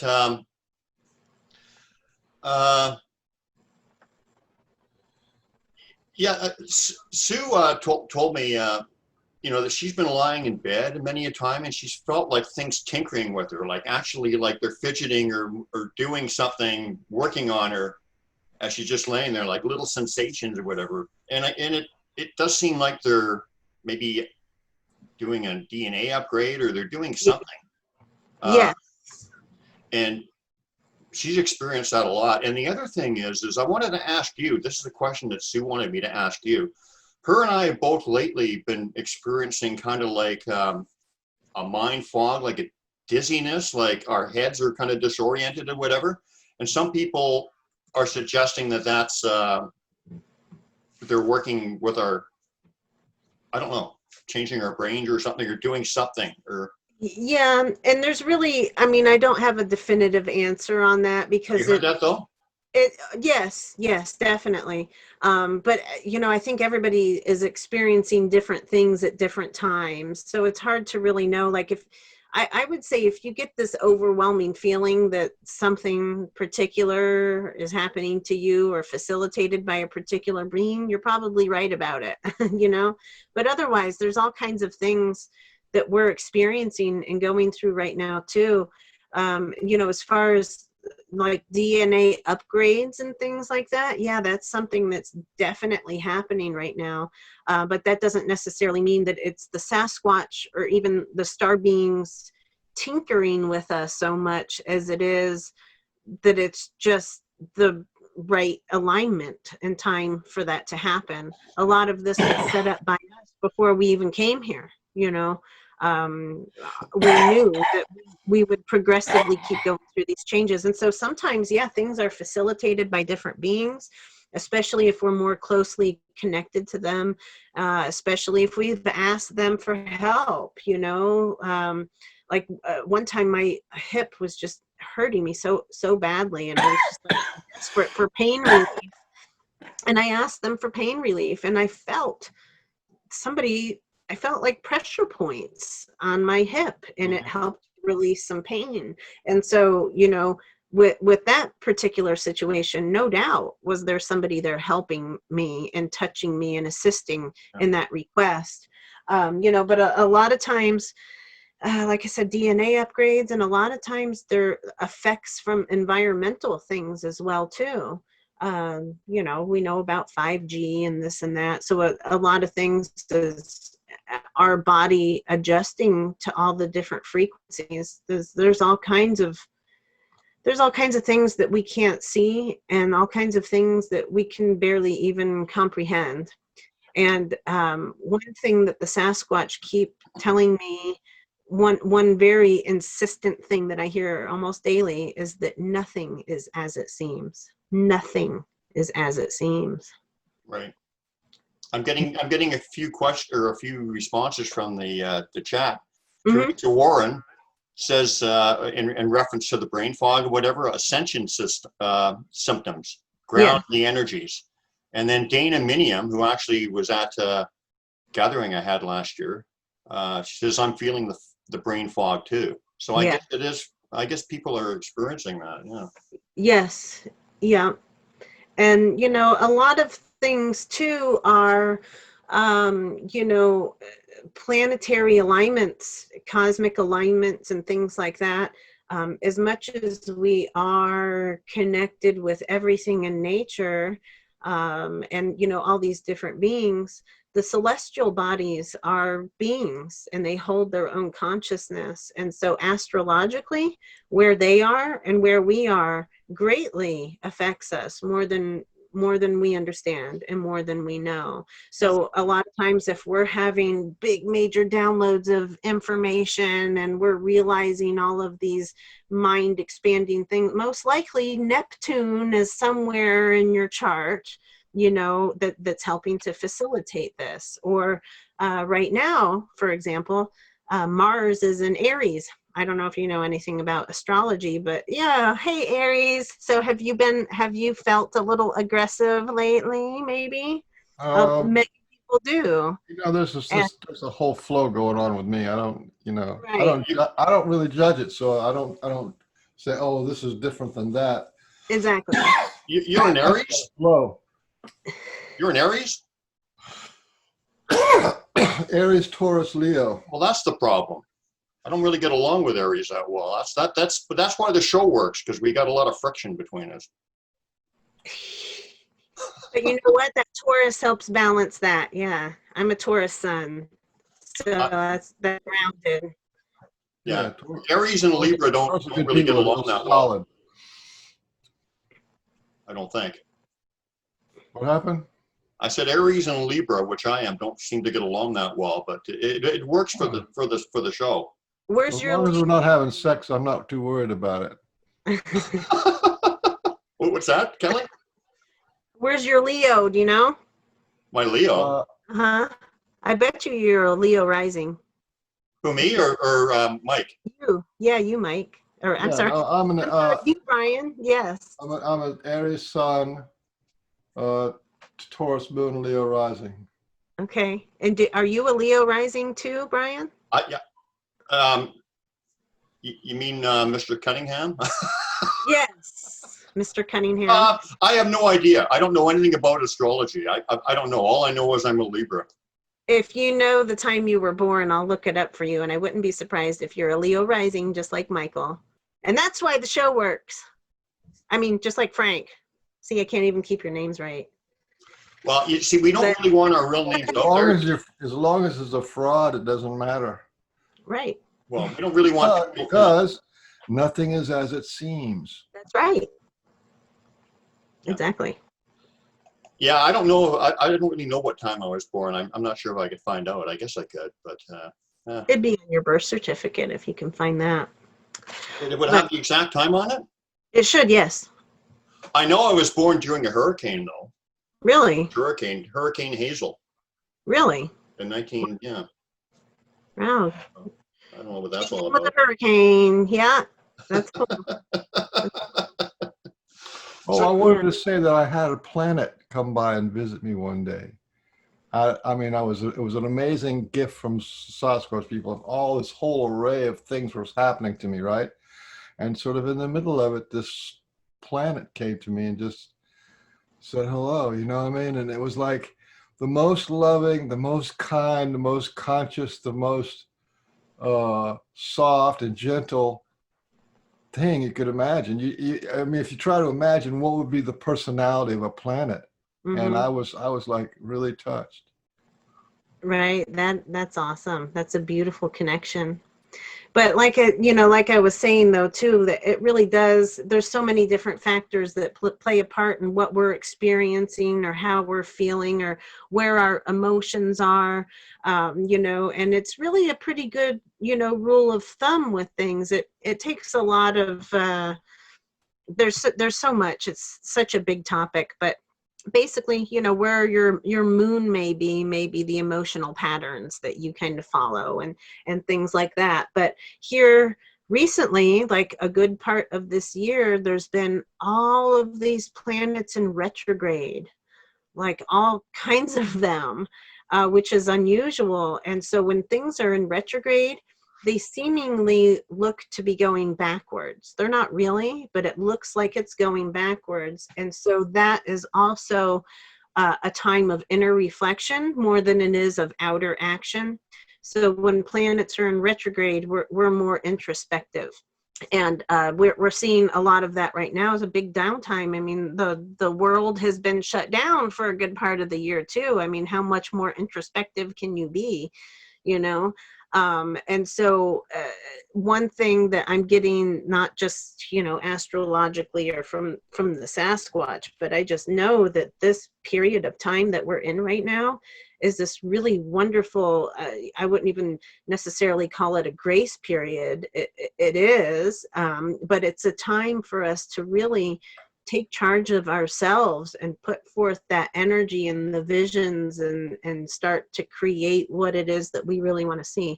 Even if we can't figure out the bigger picture of things, we don't have to know how we're going to get there, but look at the bigger vision and what we want and hold true to that. Start implementing different humanitarian type things if that's what you feel led to do, or working on yourself, your self-care, your self-healing, diving down that rabbit hole of those nasty emotions that we don't like to face. But this is like our greatest opportunity to bring those things up to heal them. Right now with Mars being in Aries, like I said before, that's where it belongs. Mars it belongs in Aries, and so it's that much more amplified where it when it's in its own house. And so Aries is, you could say aggressive or fighty or something like that, but it's more of Very a aggressive male with my post on Facebook. I mean, I think I'm even shocked by the, I'm putting out all this true stuff, and so Yeah. I'm aggressive there for sure. It is, and other people are going to respond that way too. It doesn't necessarily have to do with only Aries are going to respond that way. Mars is in Aries, and that's affecting everybody right now. And so everybody is a little on edge. Everybody's getting a little triggered by this and that, and little things that we shouldn't even normally be triggered by. But it's the energy that we're in right now. And so we can, knowing that, we can consciously choose how we respond to that. So rather than be reactive, which is our nature, we should be responsive to it and approach it consciously and without judgment. and with compassion and with mindfulness and all of that. And so it takes a lot of training and a lot of practice, and we certainly shouldn't beat ourselves up if we're not perfect, because nobody is. But it gives us opportunities to keep working on that. So even right now, like I said, if you're triggered by people or by masks or no masks or by this political party or that one or whatever it may be, you're going to keep getting triggered until you find that resolve in yourself to no longer allow yourself Aries is also a good sign emotionally of entangled with it. breakthroughs and seeing the next step. That Aries are almost always ahead of everybody else by a few months, Hmm. years, you know. Who, Aries? Yeah, Aries, because they're the first sign of the zodiac, and they're kind of like they break through things, and they whatever it is, they're got that ram's head and breaking up the old paradigms and stuff. So it's a good surging ahead and breaking new ground is also a part of the Aries thing. So You're saying you're on a different level than the rest of us, is what you're saying? Put yourself on a pedestal there, Mr. Beans? A pedestal? No. No, but a headstrong individual. Goats. Aries are often leaders. They're headstrong people. They take charge. Oh, okay. Well, that's why he's always giving me heck then. Yeah. Constantly. Okay. That's what it's all about. I get you. So, Kelly, myself personally, I've only dealt, well, I mean, I guess I did have some kind of star person or something come to me when I was younger. I had some kind of thing happening with that. It's kind of the first thing that I really experienced. But basically, I only am connected with the Sasquatch people, so I just know them and their hearts and their love and energy and whatever, and I can, But you've been in contact with a lot of different beings or whatever, right? Yes. I've always been interested. Can you describe some of them? Basically, like the ant people or the I guess there's praying mantis. I mean, can you describe them and just give us an idea what they look like and who they are, kind of what they're all about? A lot of that is still a mystery to me too. A lot of it is just more kind of, I feel their presence and their influence and their energy, and so I'm able to determine kind of what race and what consciousness they're from, but I don't know all the details about really who they are or where they come from. But the beings that I encountered, they're all like working together in some kind of capacity. A lot of times it's, with me personally, it's either in the capacity of healing, physically even, physically healing, and then also part of this, I don't know what you would call it, but I guess I can call it the alliance, right? Yeah. If I'm the goddess of alliance. So a lot of it has to do with their connection to each other and the way that they work together. And so I don't actually even see or feel them so much as the individuals as I do more of a group consciousness with who they're with. Okay. But some of the beings that I've seen, I've seen some tall Nordic beings, like tall blonde people. I've seen one praying mantis being, and that was not, it was more of a kind of pop in, pop out kind of thing. But Can you describe the Nordic people? The Nordic people, they were tall and blonde and blue eyes. Like how tall? I would say, I mean, not freakishly tall, but taller than a human would on average be. There's some, 7 feet, about 7 feet probably. And they look human? Yes. Yeah, they look very human, but they have this energy and this essence, this aura about them that you can tell they're not human, because they're like really at peace. I don't know how else more to describe it except that they're just really at peace, and you feel like no judgment coming from them. Yeah, so they're just very, well, I guess you'd say very sovereign beings. And what role they played, I don't know. when I saw them or met them, they were just there. So I don't know what role they would play in these different things, but I know that they're basically they're all a part of the circle, you know? Right. Yeah. I did see there's a being that I was introduced to called Nathaniel, or that's the name that was given to me. And he's kind of an aquamarine looking being, and his head, he reminds me a little bit of E.T., but not quite as long, you know, but his head is very much shaped like big kind of bulbous eyes. Right. And he's got a very friendly look to him. And I know that one of his roles was in physical healing with his touch, you know, and that was just him. That doesn't mean that whole race does that. So there's still lots of mystery, and I think it's supposed to be that way. Yeah. You know, one thing about you were talking about the no judgment and that vibration and all that, but I find that one of the biggest gifts for me personally, is no fear, because it gives you the strength to do your work and not have any fear, right? Because fear holds us all back. It's because, you know, when you know you're an eternal being, when you know you're all one and all connected, it's just that feeling is there's nothing to fear. And so that's really, really important for us in order to do what we're doing, right? Because, yeah. You know, And I should define too, because this has come to me kind of more recently, regarding the no fear, because a lot of people ask, well, how do you have no fear? That's just your response. That's just how you feel.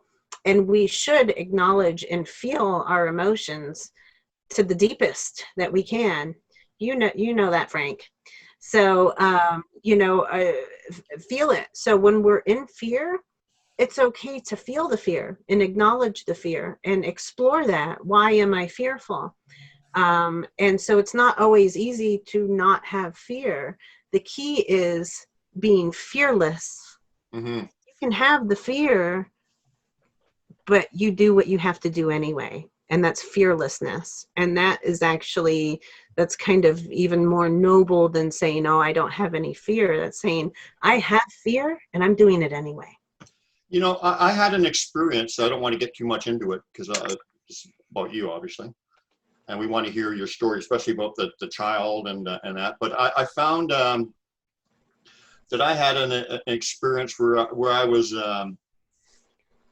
just laying in bed or whatever, and I was in a place where I was like experiencing my pain and experiencing fear, whatever, and all that kind of those negative emotions, but it was engulfed in love.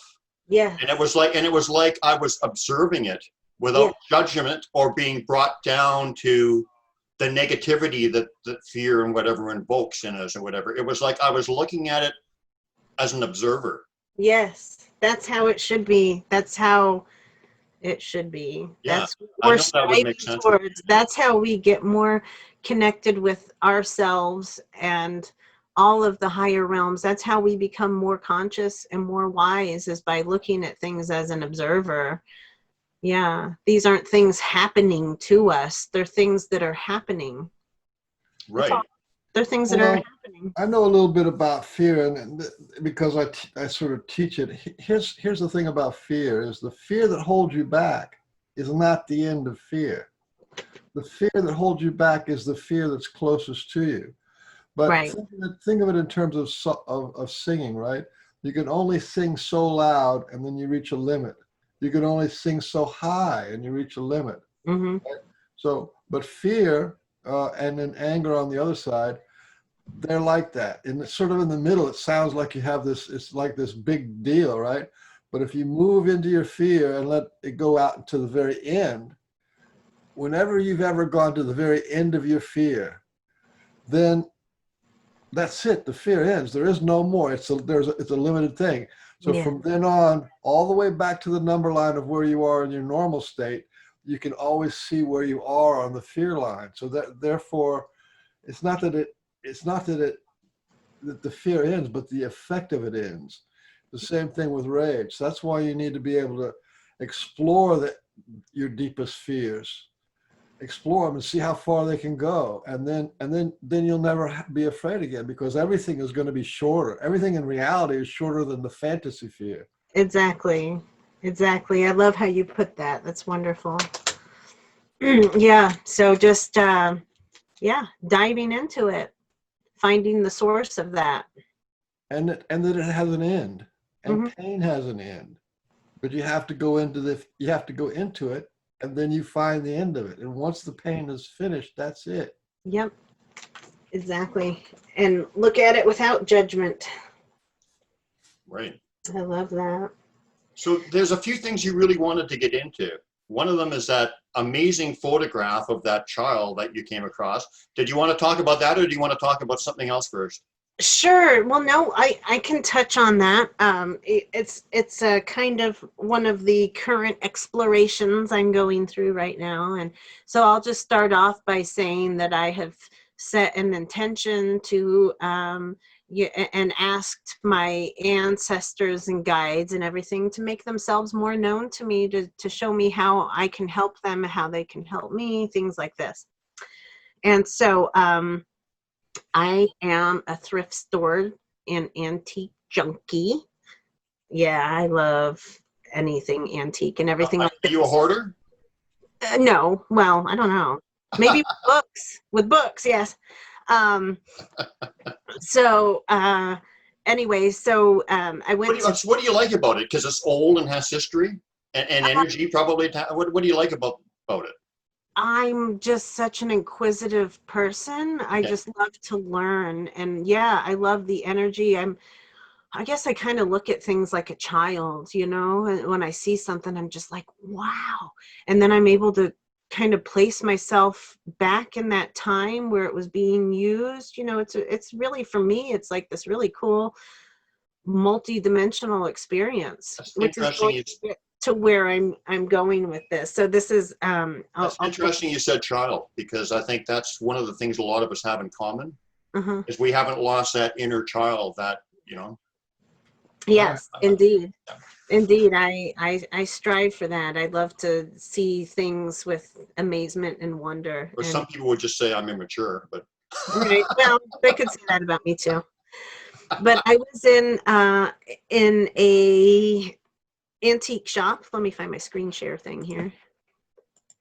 That's here in town, and I've been here. I've been to this antique store several times. I wasn't in it for quite a while because it was shut down from the pandemic and stuff like that for a while. So when they reopened, I went back in there, and I was walking down a staircase that they have. It's a 2-story building, and I see this framed picture, and my jaw just dropped. My heart dropped. And I was like speaking gibberish. I couldn't even get out words. I was just like, how is this possible? How am I looking at myself? This girl's identical to me. She's not a look-alike. She's identical to me as a child. yeah, And I mean, identical. it's uncanny. It's amazing. Yeah, anybody can see that. And so I was in shock. I was like, what am I experiencing right now? I'm looking at somebody that's identical to me, and I felt like it was myself, but I was like, how could it be? That kind of thing. And I couldn't shake this out of my head. This portrait was $100, and I just didn't feel like I didn't want to spend that at the time, but I couldn't stop thinking about it, And so the next day, actually, my boyfriend went and got it for me. He surprised me with it. He walks in the house, and it's just there in my house staring at me. I couldn't believe it. So just overjoyed to own this picture now. But I tune into her, and I ask for more clarity. And I get a lot of, I speak with spirits a lot, connect with a lot of spirits and things like that. And one day, without even trying to, I was looking at her, and it came really clearly to me. A name came to me really clearly. Catherine Meyer, Meyer. This name came to me, and I'm like, oh, okay, that's great. That's something to explore. I'm going to start looking into this.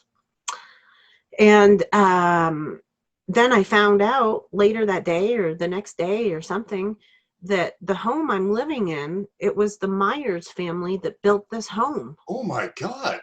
I know. I know. And that's what I said. Exactly. And here, let me show you another one. Here's me with it. Or with it, her, with me. This me with me. Very pretty child, by the way. Thank you. I just, it's so incredible. And Our parents had money. yeah. And I don't want to say that I it's not suffer, but I like many people, I may have self-esteem issues, or where you're whatever, self-confidence issues or whatever. And but the more I look at her, the more love and compassion that I have for myself, because I'm looking at her. When I look at her, I'm just like, what a beautiful child, what a sweet girl. Like, I can just feel her energy, and I merge with her, and it just helps me to love myself even more. And it's been a really beautiful journey. Besides that, I had after this, and I learned that the Myers built this home, I had a vision or a journey, whatever word you want to choose, where I was seeing this home from about 90 years ago. This house is about 100 years old. And so I was in this house, and as Kelly, just looking around and observing, and everything was so different. It was, it was all wood. Everything was very, very different, but I could see like the basic, like the living room kind of looked the same, and that was mostly it. The kitchen was kind of the same, except it was reversed. But I knew it was this house. And so I'm walking around, and it just kind of like, wow, oh my God, what am I experiencing? Like, holy crap, I'm time traveling. I stepped back in time. And then I saw this wash basin. So it was like before plumbing. So there's a wash basin in right next to what would be the hallway. And so I stood in front of it, and I looked in the mirror, and I saw her. Oh, wow. I looked in the mirror, and I saw her, except she was like 17. She was about 10, 9-10 years older than she was in this picture. And so it was her, and we locked eyes, and we acknowledged each other, and we didn't speak or anything, but I could feel that she was feeling the same thing as me, which was this incredible, I don't know, I just say an inquiry, kind of like, what's happening? What in the world am I experiencing right now? And I could feel that from her too. And by the time she's 17, we weren't identical anymore. We still looked very, very similar.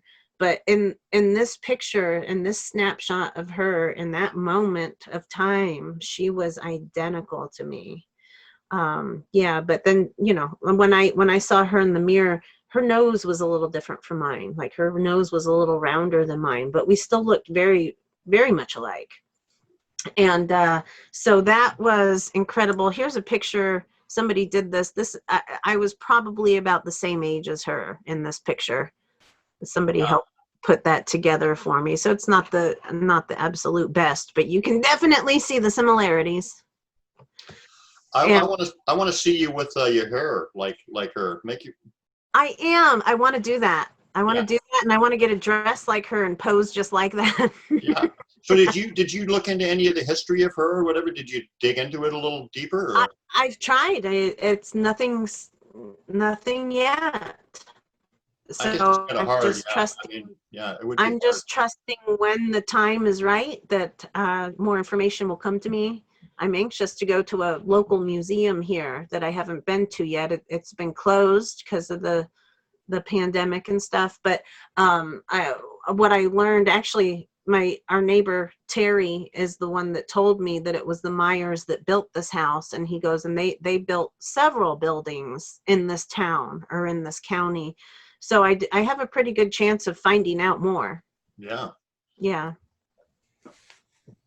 Yeah, absolutely. So it's incredible. So you're actually living in the house that she lived in, Yes. and is this a picture or a painting? It's a picture, but they touched it up, added a little color. You can see they did like What I eyeliner, thought, yeah. but it's a picture. Yeah. Incredible. Yeah. Absolutely incredible. What an amazing story. It Wow. really is. And every time I look at it still, I'm still blown away. Every time I look at her, I'm so grateful.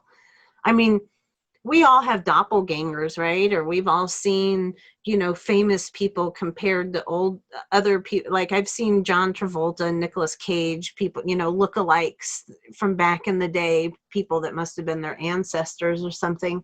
But for me to come across this and find it myself is even so much, I can't even put it into words. I feel really blessed. And I imagine that this picture was actually in that home at one time. Yeah. And now it's back. It came home. It Yeah. came home. Absolutely incredible. What are the chances of any feelings of it being you in another lifetime? I feel like it has to be. I just feel so connected to her. I don't have memories. I mean, other than what I said, my experience, like walking through the house, but I don't have memories of being her, or who my parents were or anything like that. No.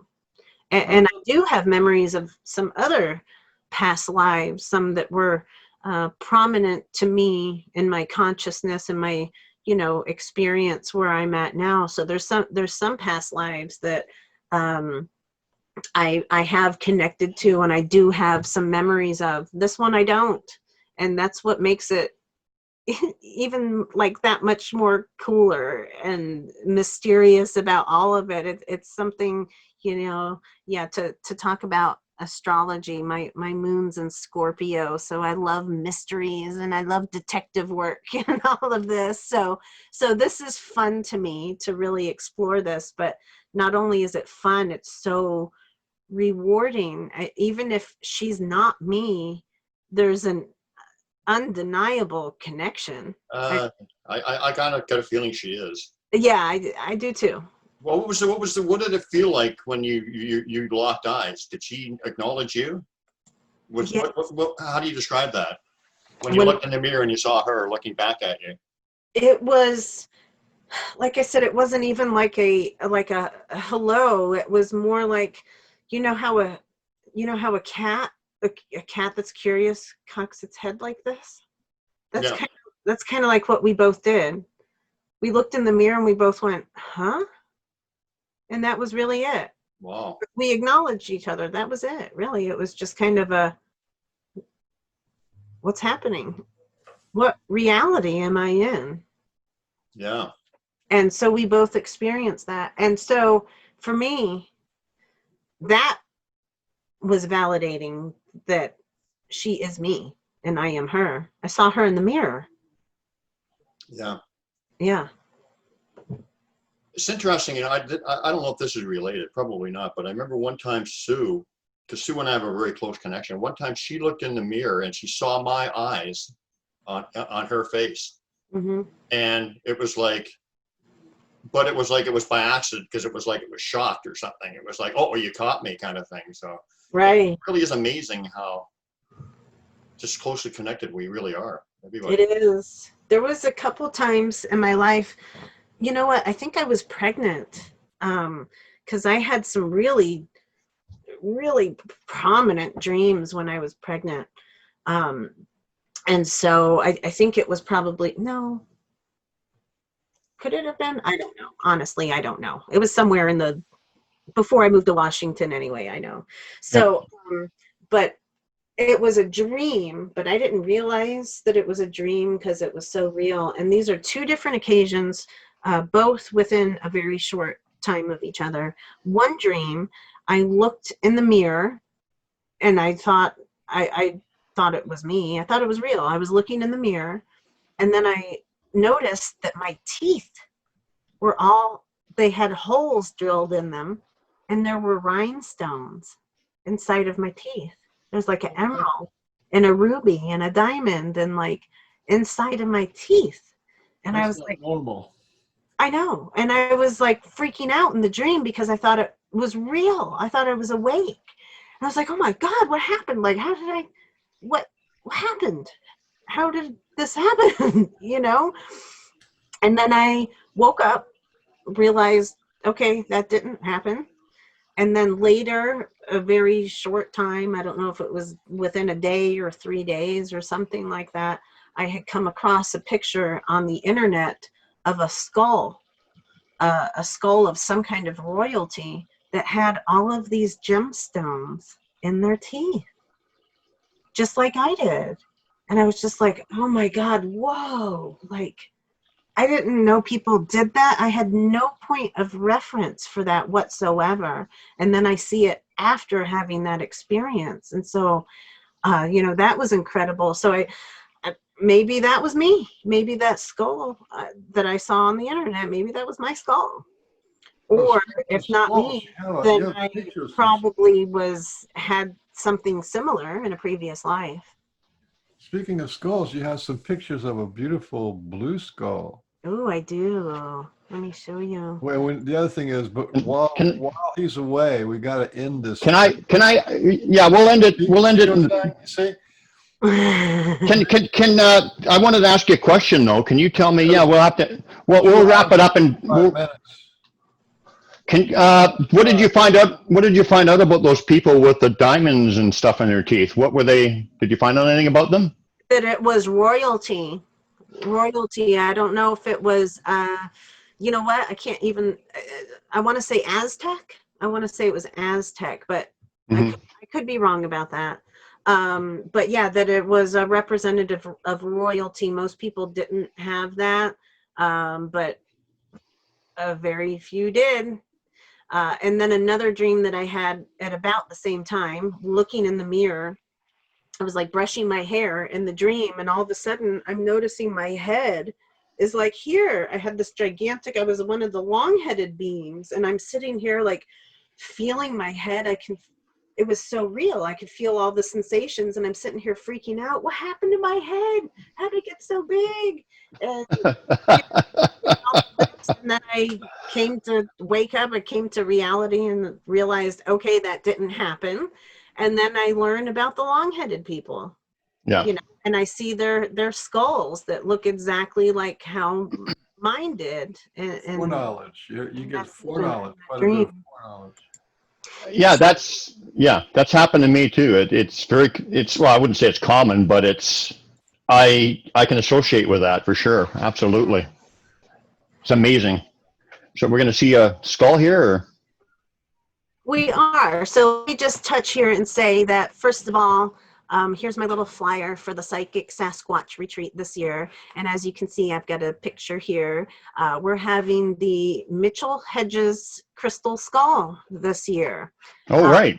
Yeah, I don't know if you're familiar with that, but it was discovered, and they don't know how it can exist. The way that it was carved, the composition of it, the tools that we have or it had a long time ago, all of these things, it's scientifically it shouldn't exist. And it's an amazing, it's an amazing being. It's not just a crystal skull, it's a being itself.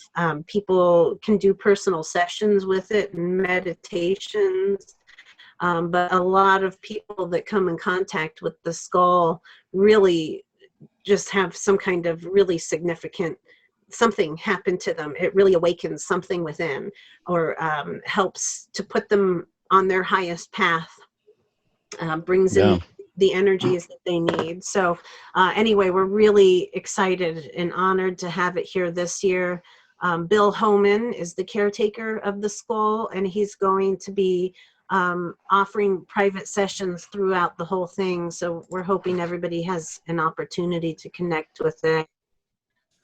And then, so to speak, anyway, this beauty, oh, he's so beautiful. This is Melchizedek. He came to me, he popped up divinely, and I just knew I absolutely had to have him. The price of him, I will say, is more than half of what it should have been. Most of these skulls are made or born, I should say, in China. That's kind of the more common place that they, carve the crystal skulls and things. This one is actually coming from America. And so I don't know its origins. I do know that it's blue obsidian, which is rare in it of itself.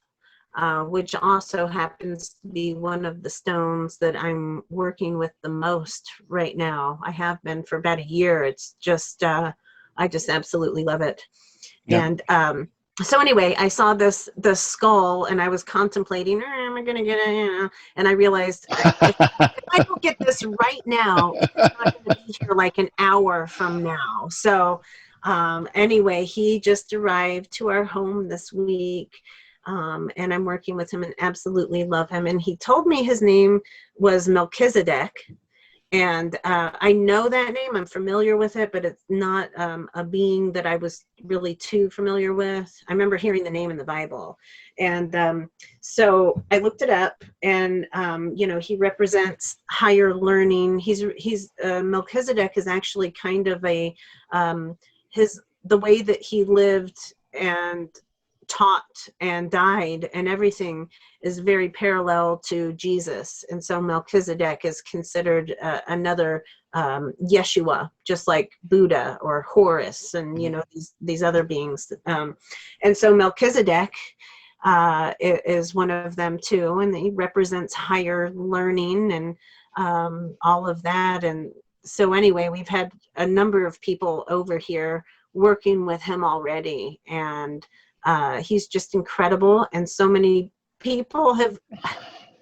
I can't say that he's responsible for it, or the people are, or whatever, or maybe the planetary alignments, whatever kind of direction you want to go with it. But people have been that have touched the skulls in the last few days have told us something incredible that has happened since then. Some kind of awakening, especially some kind of blossoming, some kind of opportunity that they thought was impossible has come to them.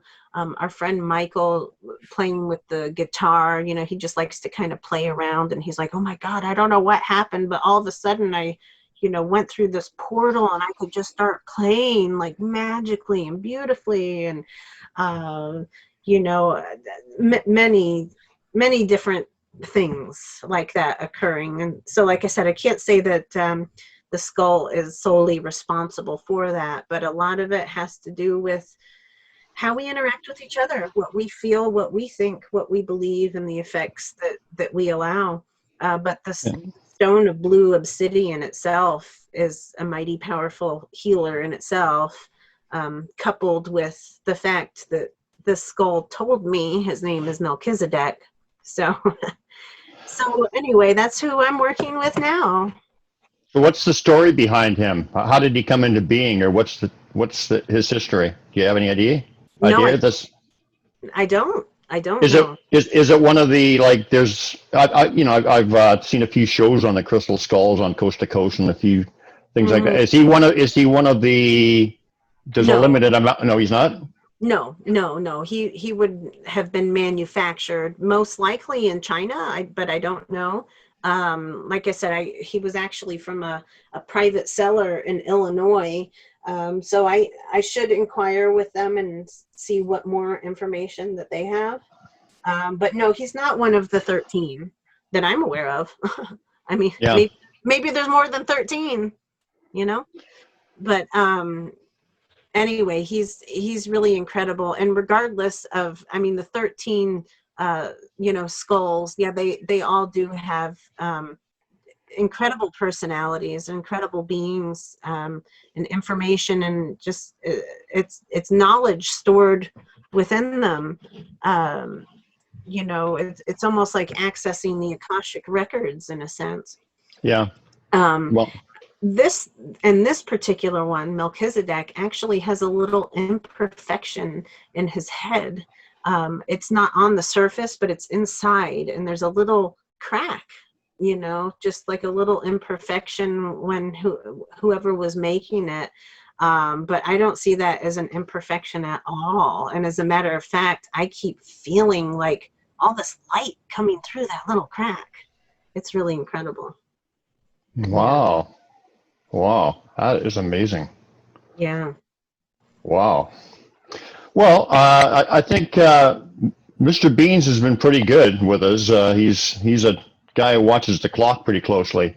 But so I guess we're going to have to wrap it up pretty quick. But why don't you leave us with something? Leave us with something that's on your mind or something that you want to share with us, and then we'll say goodbye. And What's the most last thing you want to say? What's the most last thing I want? The most important or last thing. I want everybody to know how much I love them and appreciate them and honor them and respect them. And I don't care what your stance is on anything. I love you. Aw. Even me? Even Mr. Beans? Even you. I mean, a little, but no, I'm kidding, Brian. Brian Beans. Okay, last question. This is the most personal. Do you have a recipe for pork and beans? I will come up with one. All right. Okay, you can post it on our pork and beans page. Oh, and now, guess what? Now you're going to be in our little family album, because every time a guest comes on, and I add their picture on there, so you're going to be in the pork and beans family album. You're the newest edition. Hey, fantastic! Hey. Actually, I do have something for you here. If you give me just 1 second. Absolutely. Let's see if I can do it. Hold on. Zoom, cooperate with me, Zoom. Wait, am I screen sharing? Not yet. Oh, I see.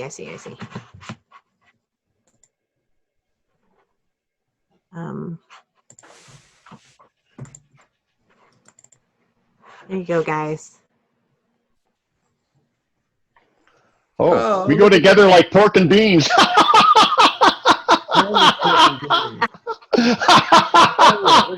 Hey, send me that picture of the bean with the little piggy wiggy. I'm going to put that on the. There you put go. that on the There's group. another one. See, I did this just for you guys. All right. Can you share that with me, and I'll post it on the page. Yeah, I sure will. Okay. Okay. Well, That was back in the day when they actually had pork and beans. Now you get beans with water, beans with. Right. Now it's beans and weenies. wieners and beans, or Beans and weenies. I like. well, let's get rid of that share screen, and then we'll say our goodbyes or whatever. The name to Isn't it actually called weenies and beans. What? It's Frankenbeans. Frankenbeans. Yeah. No, we can't have that, because his name is Frank and his last name is Beans. That means I'm right out of I don't get any of the billing if we call it that. Right. What we call it, weenie and beans. Well, I guess we could. Can we get rid of the screen share so we can see our beautiful faces again? Your beautiful face, anyway. Indeed. Sorry about that. Yes. Yeah, no worries. Okay, well, is there anything you wanted to close with, or just that you love us all? Which if you're feeling the connection to everything, you've got to feel that way. It is the most absolute beautiful closing I can think of. But I'm super honored to be on your show, and thank you both very much. This is the best show we've ever done. Really? You say that every time. Yeah, and you're not supposed to say that, right. because it just makes her feel cheap. Well, I believe that you're right every time. I'm right. Say things to be a gift to somebody else, unless I talk to you. But if you don't catch it, Anyway, it was the best show ever all the time. We talk about Sasquatch, we talk about crystal skulls and reincarnation, and yeah. And pork and beans. And pork beans. And we're going to get a pork and beans recipe from Kelly. And so it's all good. It's all good in the universe as far as I can see and feel. So, okay, well, should we call this a wrap there, guys? Thank you, Kelly Sounds Rainbow good. Butterfly. And hopefully we'll see each other in the physical again sometime. Well, Someday, somewhere down the road. And anyway, thanks for coming on. It was fascinating, and It was your delicious. yeah, and your heart shone through. You know, and basically, I found that talking to people who are got a connection with Sasquatch, so they interpret it or they speak about it in different and unique ways, but it's all basically the core truth is all the same. That we're all one and all connected, and that they are trying to wake us up to that fact so that we can step up and become our true, who we truly are. So, indeed. yeah. So, okay, Kelly, thank you very much. And Mr. Beans, thank you for, Push the button. oh, there he goes again. You gotta turn it off. So you gotta push the button, turn it off sometime, man. Okay. Okay, well, hey, wait a minute. From the Pork and Bean Show, thank you very much, and we'll see you next time. Thank you, everybody. We love you all. Okay. Bye. Hello, ladies and gentlemen. Pork Cunningham here. This is the part of the show that we affectionately call Pork and Beans Clusterfuck Moment of the Day. Work it out at the gym to fit my underwear. Oakley makes the shades to transform a tool. You'd hate for the kids to think that you lost your cool. I'ma do the things that I wanna do. I ain't got a thing to prove to you. I'll eat my candy with the pork and beans. Excuse my manners if I make a scene. I ain't gonna wear the clothes that you I'm looking at it.